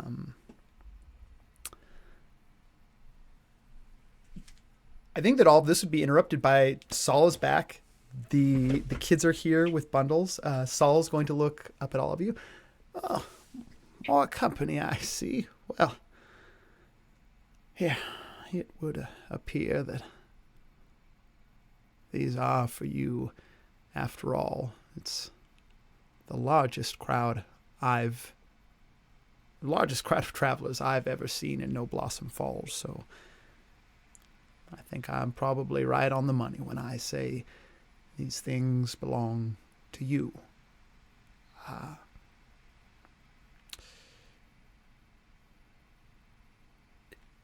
He is going to reach over and pat Petal on her shoulder, gesture towards all of you with a nod of his head, and let me pull open my list so I do not forget anyone's gift. Vox. Petal comes to you, and in her approach, she begins to unwrap. You see there's a small bundle of things that she offers up to you. The first thing in there is, and any of the stuff that has like, mechanical relevance, I'll send it to you. Send it to you after, so you have the effects of it. Yeah. Going to kneel down to the small girl so that she doesn't need to present things, but rather hand them to her. Yeah. She looks at you. She is. Have you ever seen a kid who? Kids are not always great at buying their own gifts for people on birthdays, holidays, occasions. When they are sometimes by someone with a little more foresight given a gift to give to someone, the excitement of a child to give that gift is unapproachable. She is over the moon to be giving you this gift. And she smiles and hands you the first thing that you see wound up is, I think for your stuff, go ahead and you make a perception check or an arcana check as you're receiving this stuff. That was a 17 on perception. Cool. 17 on perception. It appears to be almost, you've never seen one, but you've heard of it before. There is an ancient elven technique of weaving, sort of softening and minerals to the point where they can be woven. What you see before you, it's hard for you to tell. You think maybe the mineral, maybe it's some type of quartz, but you see this almost clear, what appears to be a woven quartz bowstring that can be strung on the bow that you were given, technically by Perrin, but as a gift from your mother. 17 on perception. I'm not going to tell you exactly what the bowstring does. Once you attune to it, you'll know. It'll have to have like been on your bow for a long rest, or I guess a full day, I think is the attunement time. In addition, though, to this bowstring, there is also a small scrap of paper. On the paper is a little symbol of a door and a name. The name written on the scrap of paper is Ushunakath. And I can spell that for you if you're taking notes. It's Ushunakath.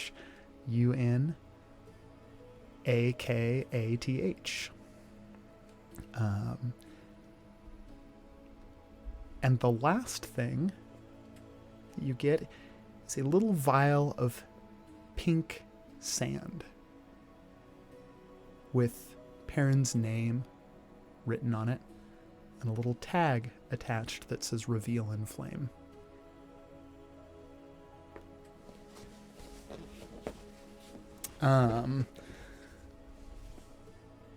Nyx. Small child before you, kind of a shaved head that looks like maybe this kid gave himself a bit. It's not shaved gray. It looks like maybe the kid gave himself a bad haircut to get ready for the festivities today, and one or both of his parents decided the haircut was unacceptable and quickly tried to like shave the entire kid's head. Looks at you, a couple, like both his two front teeth been missing. there, done that. Yeah, both his two front teeth missing. Looks at you, same kind of excitement, and holds out a small gold bracelet with a series of set opals in it. You, Nyx, immediately recognize the bracelet. There's 4 opals on it. On the top, there is this clear white opal in the shape of a full moon. On the underside is this darker, nebulous, almost black opal representing a new moon. And then on either side, an opal, clear but with shadows of dark that encroach even in the small stone to represent both a waxing and a waning moon. And the reason that you recognize the bracelet is because this bracelet was given to you on your 8th birthday by your 2 fathers before you set out on your almost year-long journey to the Rose's Mouth. It was an incredibly special present. It had taken almost 6 months for the artificers in Loonhelm to create for you. And it was a gift on your 8th birthday meant to not only help protect you on the long journey, even though your fathers would be there in the waxing night, but also help you explore the sorceress gifts that you would be stepping into as the prime of the Court of Night. And unfortunately, at the end of that journey, there was that whole business that Nyx remembered a few sessions maybe more than a few sessions back in the Rose's Mouth when Oracanthus was murdered. And I think this, in the scuffle and chaos after that, and the Court of Night kind of quickly getting ready to leave abruptly and make the long journey back, the bracelet was lost in the shuffle, and you were never able to find it.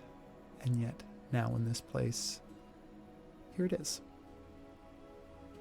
Nyx is gonna get on their knees, kind of like eye height with the kid, and accept it with both hands. And where did you get this? I lost this years ago. I found it in the room. We're not supposed to go in the room, but they let me go in there, and it's really pretty. Yes, it is. Yeah. My fathers gave it to me a very long time ago. Probably when I was about your age. When you were my age. Why is it here? I can't tell you. I mean, Is it a secret? starting to wonder why any of us are here, but for both of us for now, yeah, maybe. You said ruins? When I have time later, maybe I'll try and figure out that secret and let you in on it. Yeah. I have a secret to tell you. I won't tell anyone. I was only supposed to have one candied apple at the festival, but I've had 3. Tell you what. You tell me how you got to the ruins and where they are. I'll get you 3 more. It's just in the house. It's in the house. Right up that house. There's a house back there. It's around. Okay. I could show you later. It's probably not a good idea. You see, he looks up and sees Saul kind of smiling, but like, looking down at him. To tell you. I gotta go by, and just drops Thank you. and goes scurrying off. Atticus. Nyx is gonna put it on. Yeah, you put it on. I'll send you the effects later. This is also not something you have to attune to. Your mind and body remember the effects of the bracelet well. If there's anything in the rest of the session that would like come into that would be important to the effects, Yeah, I'll don't let worry you know. about But it. yeah, otherwise I'll just send you You're good. the info after. Atticus.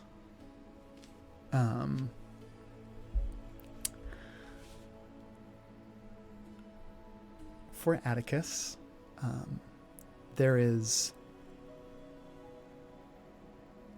slightly taller than all the other kids, a small half-elven boy, just beginning to grow into the points on his ears. Comes up to you, probably a little older than the rest too, seems to be very quiet and solemn, knows that,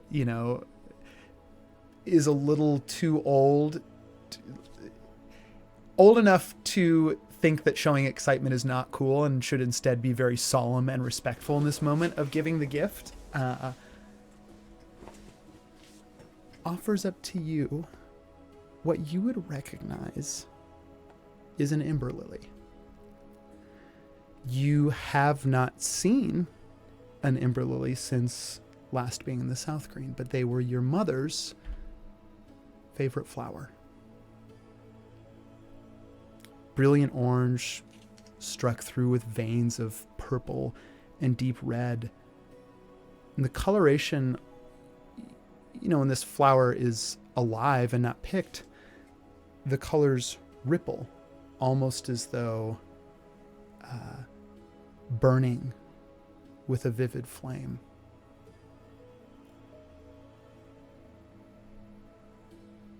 And there's a smell to them when they're growing, when they're, like a floral cinnamon almost. You catch as soon as the child holds it up, you catch the scent of it. It smells like your mother. And even though this particular, it's not growing, it's been cut. It's a little bit of the stem still on it. It is moving as though it was still alive, still on the ground. The smell coming from it is like it was fresh. It doesn't even seem to be fresh cut. Without a check, there's some kind of enchantment placed on this. This flower is still alive.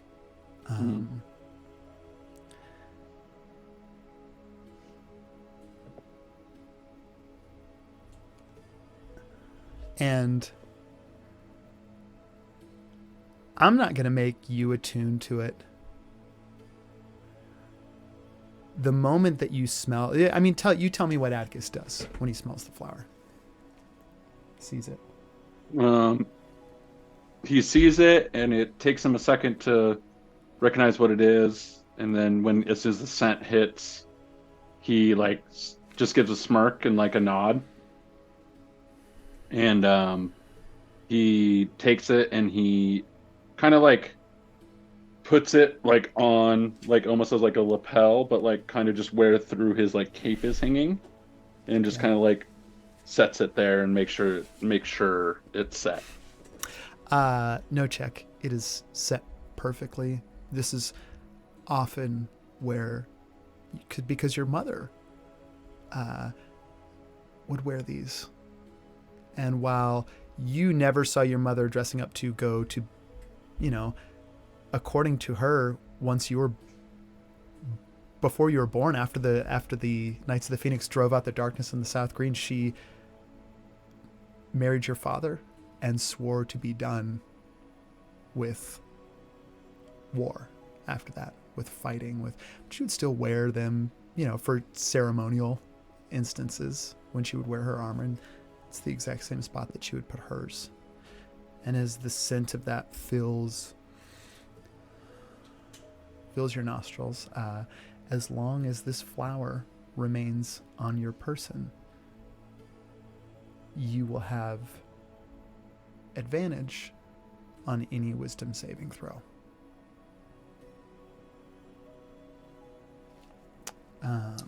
Rising to their feet, Nyx, seeing Atticus put it on, just like to cast mending to make the threads of his cloak and armor and suit to kind of like weave in around the stem to make sure that it stays there. Yeah, a little extra security. Yeah, Atticus, you feel the cape. You I think you clock Nyx doing that. You feel the cape.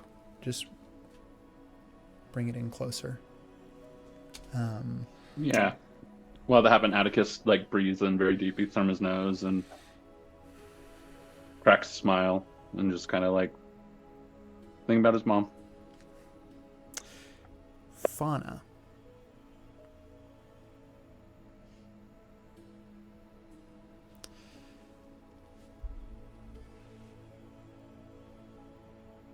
Saul walks over to you, reaches into his robe and pulls out this diadem. It's just a small little, it looks like almost maybe most likely petrified wood, but it's dark. It's just very slight. It is a chain though, so it is almost like these little links of made out of wood. It's a diadem just big enough to be linked and takes account for your horns and meant to kind of hang there just over your forehead. Go ahead and make me a nature check real quick.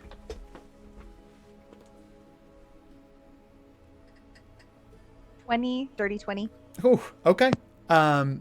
You recognize in the center there's just this little amber pendant. Just looks like a drop of it that's hardened. It is made from the sap of the mother tree that burned down when the Evewood Covens burned.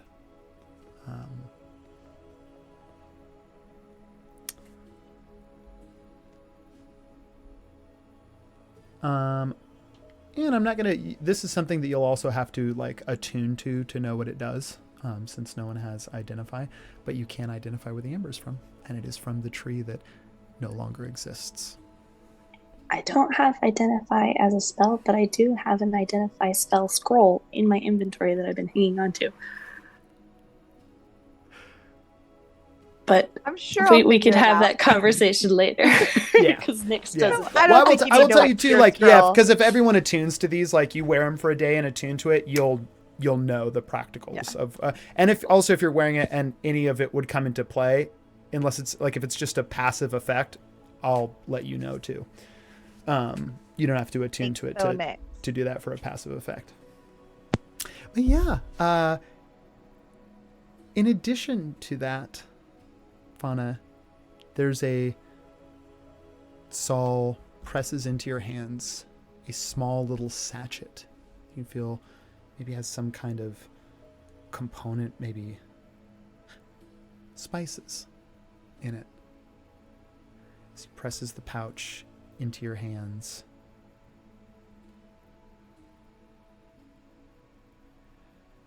And looks at you in your eyes.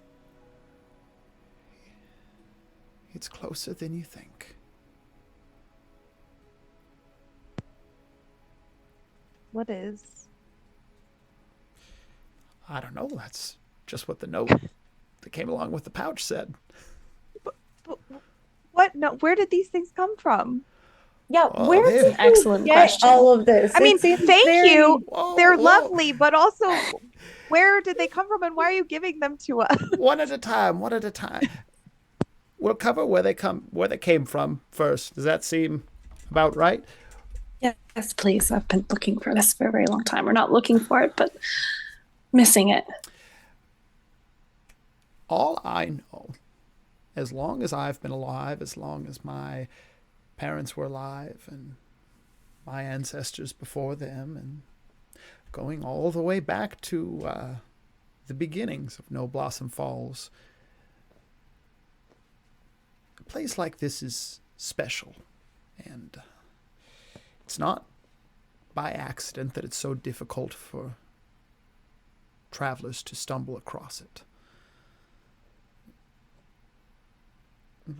We like it that way. We love having travelers when they do come here, because usually it's for a reason. It's on the winding path of fate, no blossom falls without purpose.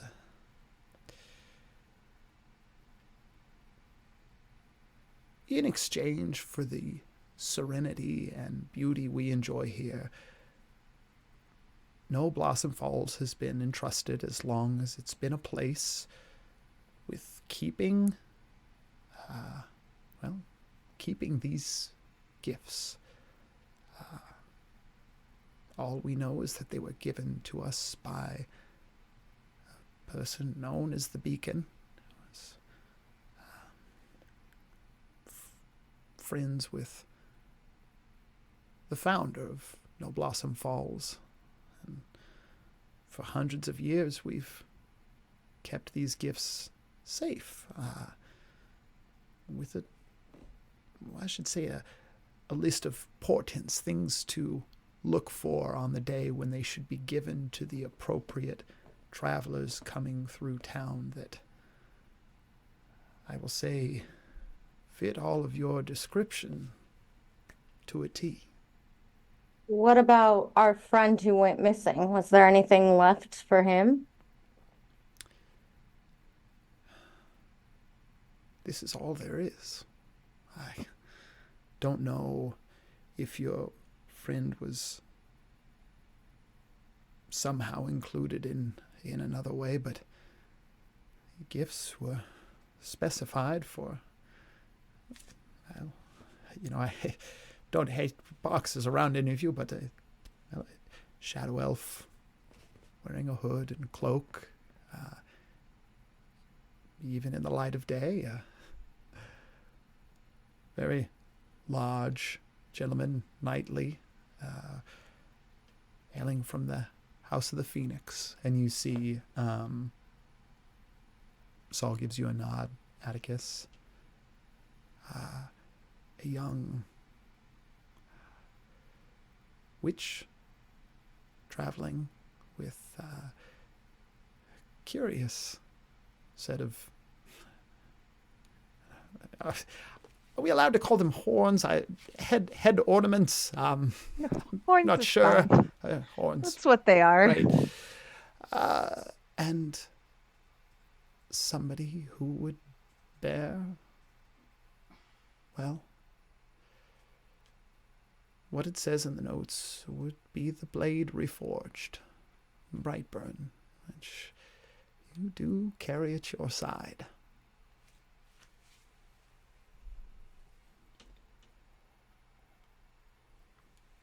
So you and Nix is going to point towards the monks just arrived.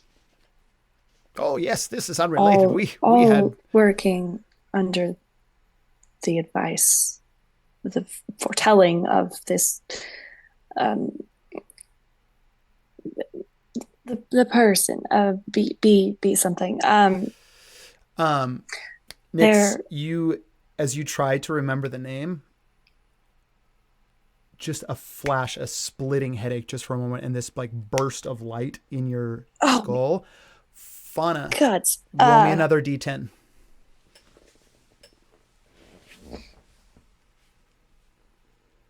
One.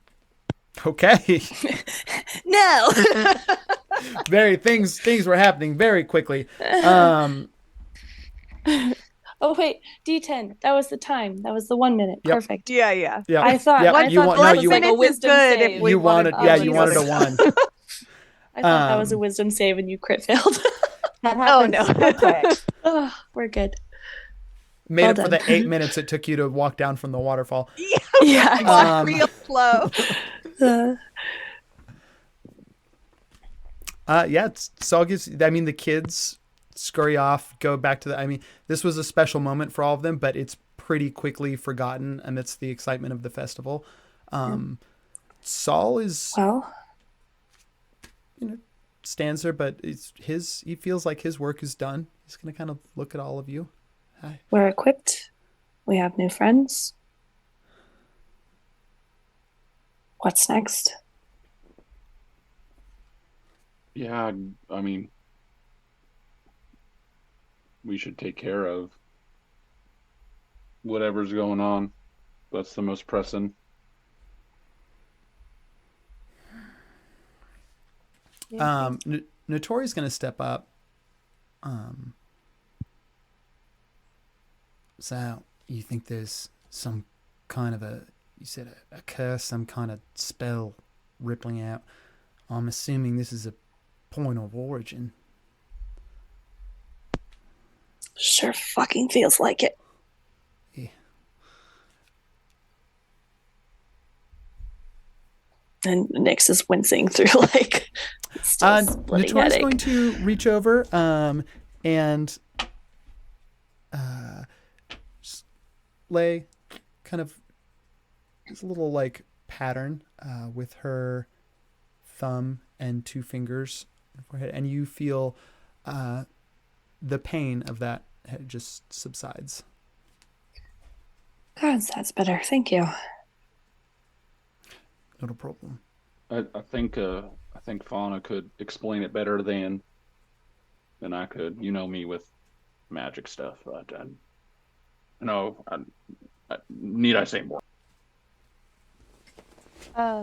Well, some kind of portal was opened and also some kind of bargain was struck, and our friend and traveling companion and kind of related to a lot of us, weirdly, friend was lost, and also the memory of him is disappearing, and it's originating from a cave up there behind the waterfall, but it's going to spread, and if we don't stop it, if I don't stop it, it's going to just get exponentially bigger until cat. The cat is batting at your until the memory of him and his father are completely obliterated, and it comes to pass that whatever would have happened if they didn't exist is what will be. Yeah, that doesn't sound great. No, it's not. Okay. But I Well, have a plan to stop it. So I should probably prepare for that. um, okay.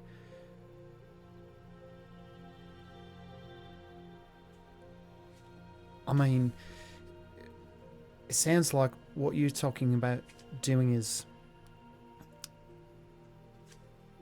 something. Are you going in between realms? Traveling somewhere else? Yes. I mean, not that I've ever done it before, but I think that's what needs to happen. Right. Well, And I know the way, I know the ritual.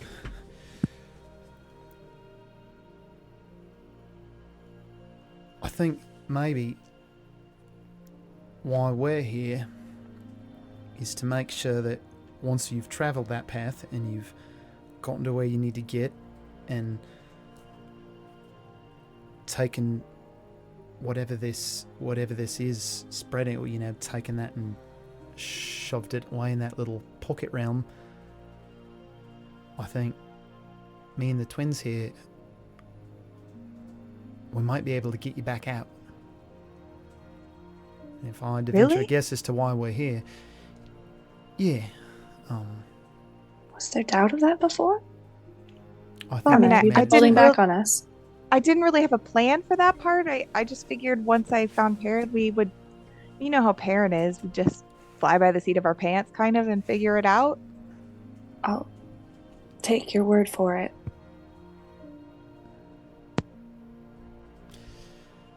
You, But having a way out, or at least more of a hope of a way out, would be nice. I don't think anyone in this party is going to happily endorse a suicide play. Fauna, give me an insight check.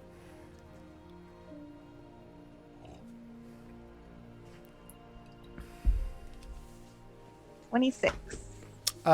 Cletus is looking at you, and underneath a mask of trying to just appear like he's taking information in, and his eyes keep coming back to you, and he seems deeply concerned. I think Fauna, for once, is not paying attention to what Cletus is doing because she's just so, you know, involved in the moment. And so she doesn't notice that that seems to be the case.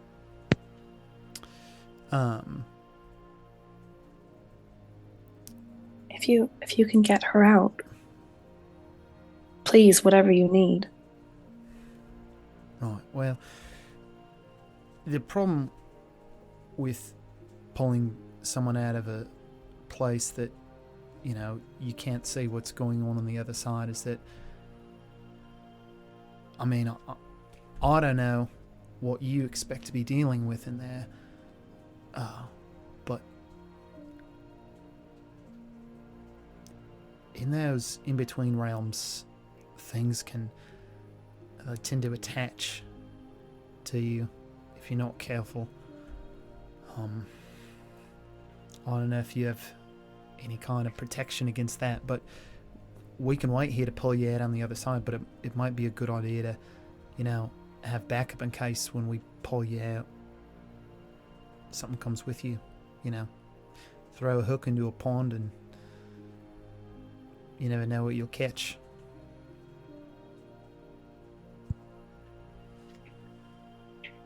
I mean, I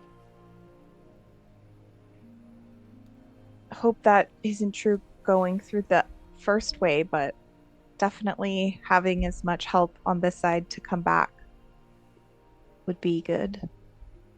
Have you heard of the House of Dusk? Let me make a little check for Notori. I'm going to call this an Arcana check.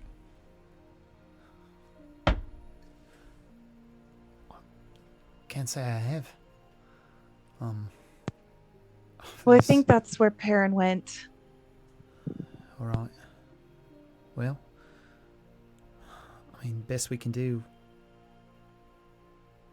Wherever you need to perform this ritual, I guess, the lot of us will set up there, and we won't exactly be able to monitor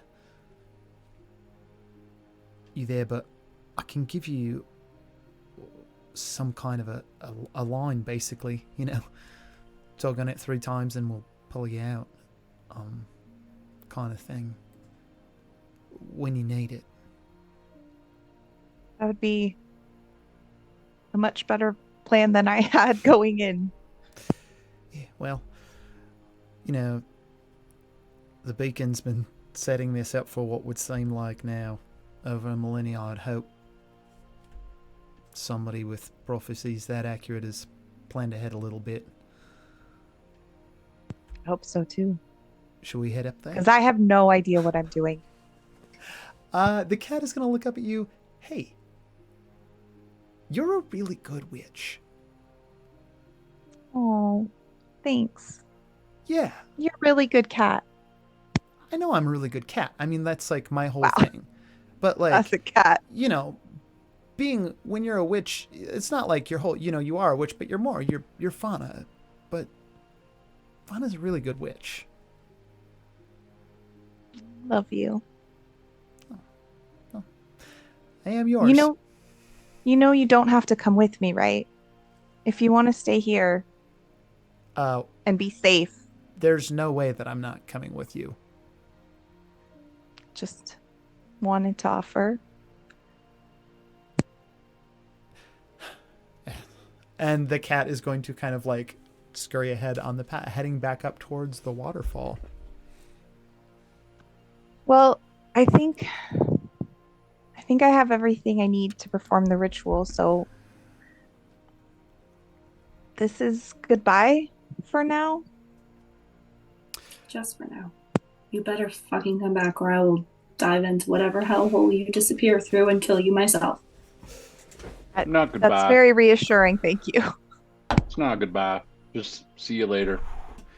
Bring our boy back. I will. We'll stand by and wait for whatever comes through. Use the dagger. I will. I'll channel my best box if I come across anything nasty. And with the pointy end. Cletus did not roll very high on a charisma check to summon some courage. So, Fawn, as you're getting ready to go, Cletus kind of takes a small shuffle step towards you and opens Atticus his is mouth. going to give him an extra little Ooh, nudge. Okay. Let's roll again, because it was a 7 on the die. Let's see if it's better than a 7.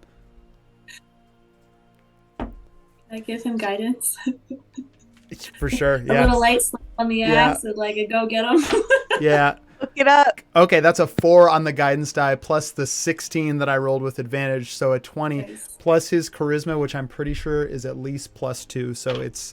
Oh, his charisma's more than plus 2. Cletus steps in a way that he enters into kind of that, almost like that personal physical space, that bubble. Doesn't reach out to touch or anything, but sort of just, you feel the electricity, Fauna, of his hand. Doesn't reach out, like he doesn't grasp your hand, but he reaches out enough that it's close enough that you can feel kind of like that little flickering in between fingertips.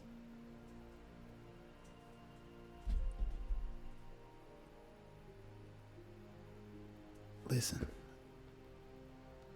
I've only seen you fight once, and I know you're more than capable. You sure you can't take anyone with you? I mean, it's going to be really dangerous, and I know all of you have other quests that you need to fulfill, and I can't ask you to give that up to come on my quest with me. You can ask me. Atticus needs you. Atticus is fine. He's a... Look at him. I'm a fucking hill giant. He's almost my size. Atticus is He's really tall. like teaching Bert how to like hold his spear and like keeps like putting it right, and he's just like,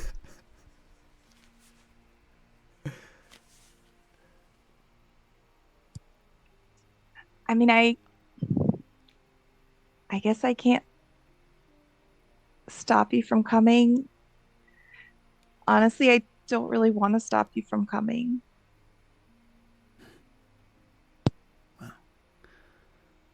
That makes two of us. And he is going to reach out and fully just takes your hand. Fauna's gonna do like a little squeeze and then and and then drop his hand and kind of step forward to like as if she's gonna, be like all professional and strong and say something, but then at the last minute she just caves and just starts hugging everybody. You give everyone hugs. Roll for hugs. Roll for hugs. Roll for hugs. Nyx yeah. is gonna pull you in close with two hands, and they're pretty tall, and like kiss you on the top of your head just a little bit. Slap some guidance in there just for the hell of it. I don't know if it'll be gone by the time you need it, but last for the next minute. Yeah, it's there. It'll guide me up the path to the tree. I'm gonna miss you all so much. When I left home, I thought I had lost my family. The coven was destroyed and I felt like I had no one. And now, not only did I rediscover basically someone who was a dad to me, but also I have all of you. Just take care of each other while I'm gone. that might be the easiest thing I've been asked to do on this entire adventure together. we'll be right here on the other side when you get out. And Fauna, take this too, just in case. And I'm going to hand you a health potion that I have. Thank you. Don't swivel, little one. Look after yourself, please. Bert, I have something for you before I go. Something for me. Yeah. Oh. I know that you are just as noble and as strong as the rest of the crew, but I know sometimes you don't feel like that. And I want you to be able to feel 10 feet tall as Atticus. Just for a little while. It won't last very long. That's pretty tall. And Fauna's gonna lean down and kiss Bert on the cheek and cast polymorph so he turns into a human.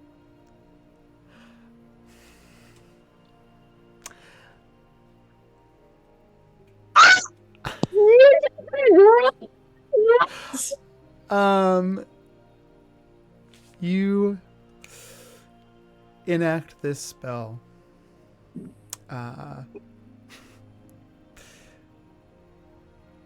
woman giving a frog a kiss, and Bert. You see not Atticus's height, because Bert still really is kind of a child, but grows to about child height. Sort of all at once, like expands. Good! Like expands out of the boots. Keeps the cowboy hat on. Everyone in this space, give me a perception check.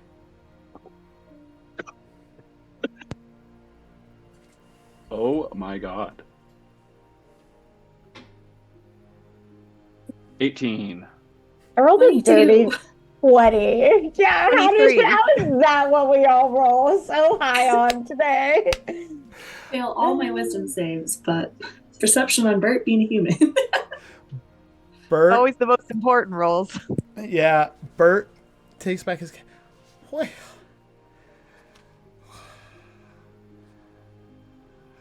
I'll be putting a barrel of water and fed a heap of corn. I'm a real boy. You always were, Bert. Oh, that's so nice.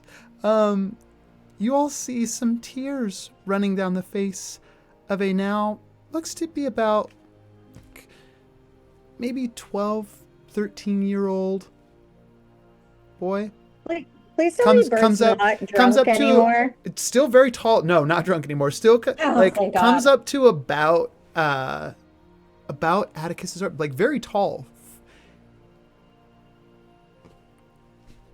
Larger muscles than you would have expected. Broader shoulders. Blonde hair that sweeps to the side. Little ghost of a mustache that is just starting to come in with just a few hairs. Those perception checks are all definitely high enough. If Atticus had a son, this is what he would look like. Sorry, where did you say that you found him? Atticus, do you have a kid?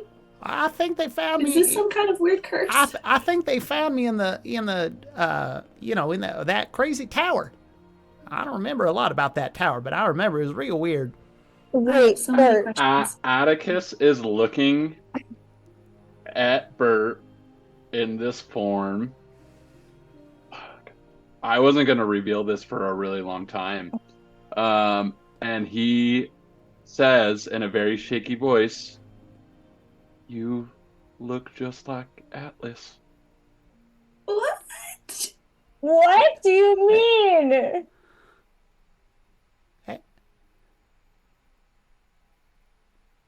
Atlas. Atlas. My boy that was taken from me Is that mine? long ago.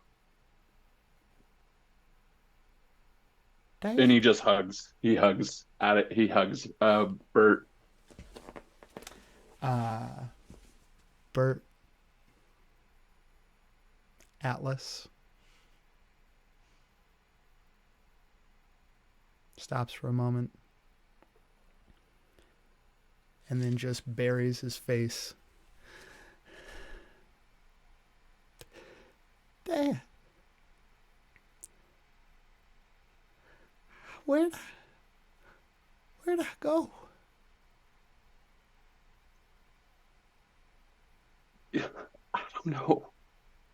I don't know, but oh my God, you're alive.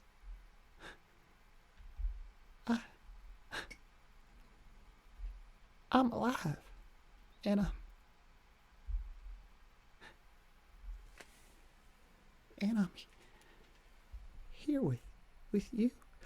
Dad, I don't.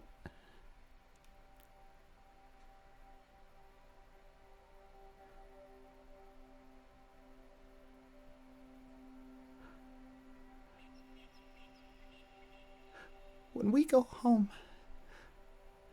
am I going to remember then?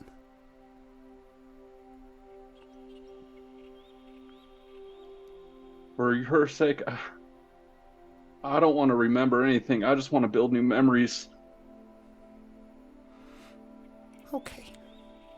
This is a pretty good one to start with, I guess. I have no words. Atticus has no words. Yeah, I think Atlas is out of words too. As you, Fawn is a little shook because that's not what she was expecting to happen at all. She just thought like maybe Bert would have fun to be a human for a while. but also she really needs to go. So she hates to Yeah. abandon Yeah, Revelation.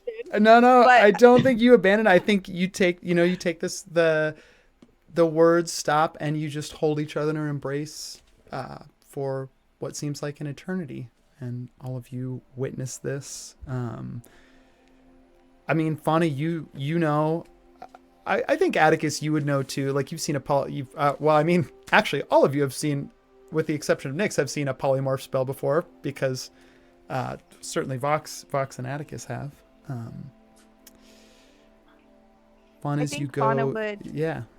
take advantage because she's basically already said goodbye to everyone. So take a little bit of advantage of the fact that like everybody's real distracted, and she's just gonna turn around and take Cletus's hand and walk up the path to the cave. Yeah.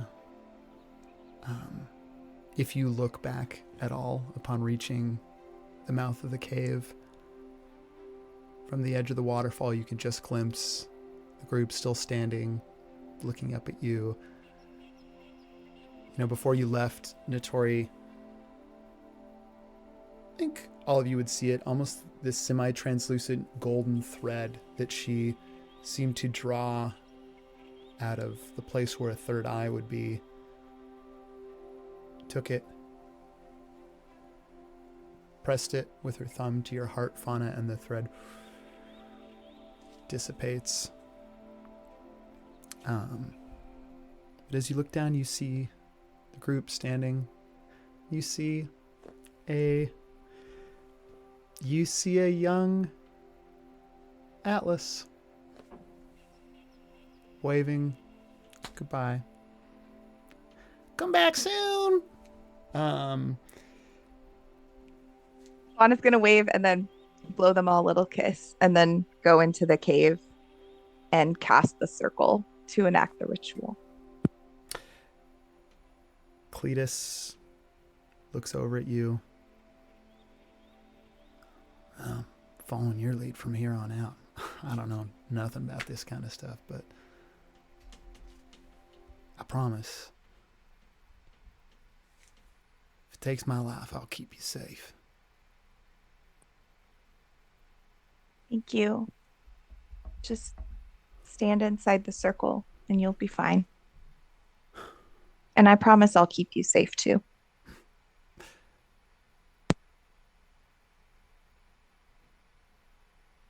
That was never a worry in my mind. And Fauna, you finish the ritual to summon the House of Dusk. As you do so, the scent of the spell components begins to whip up in this space. The light changes.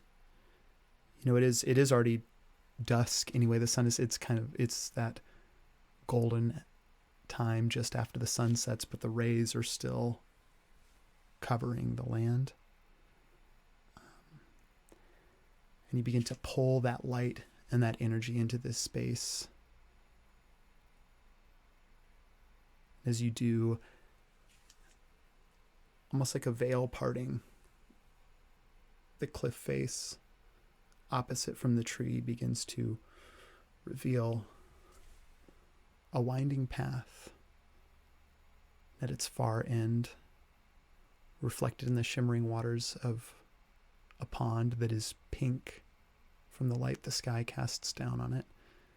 You see a large white manor reflected, rippling on the surface of the water.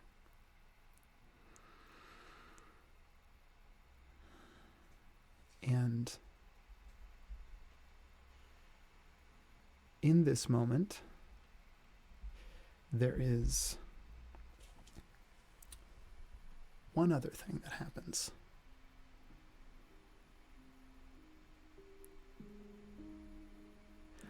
On the ground near the base of the tree, the flower, the bloom from the fool's vine that Perrin had plucked from the statue when you arrived at No Blossom Falls. And on plucking it, you know it had gone into its secondary bloom and erupted. And as the light is drawn into this space and the wind picks up, you smell that secondary bloom. When you looked at the Fool's Vine for the first time, you didn't recognize it. It's not written about in any of the books at your coven. Obviously, it's a flower that originates in the Feywild, so you'd never seen it in the Evewood or in anywhere else. Except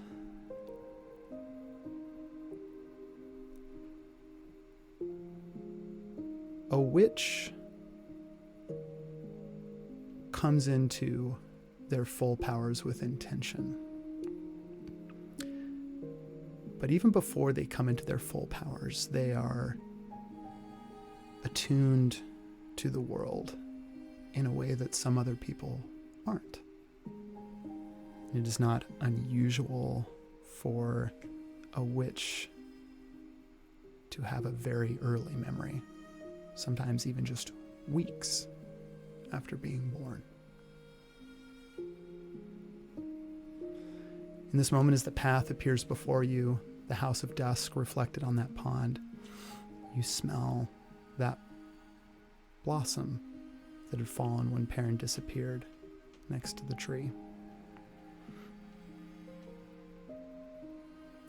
And you remember your earliest memory. Remember being held in hands, safe and warm.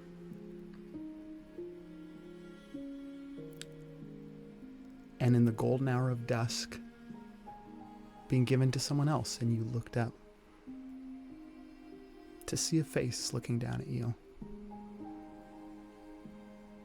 Pale blue skin, blue tinged hair swept to the side. Looking down at you.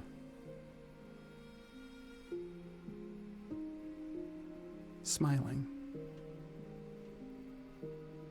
And your first memory is one of being safe and being loved.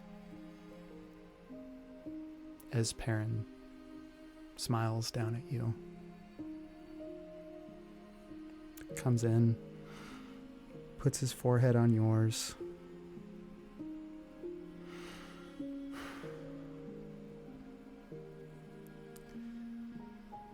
A whisper, words in your ear that are muffled right now. You can't make them out, but you know he said something. And then he cradled you up. And the memory ends. And the path to the House of Dusk is before you. Fauna is just still a moment absorbing the memory and trying to hold on to it so she doesn't forget it again. And then she kind of like sighs, looks up at Cletus and says, "Let's go get my stupid dad back." And then walks into the... Hold on, he's your dad? And that's where we're gonna end the session. Thanks everyone for watching. We will be back next week with another session of Castle Run. Bye.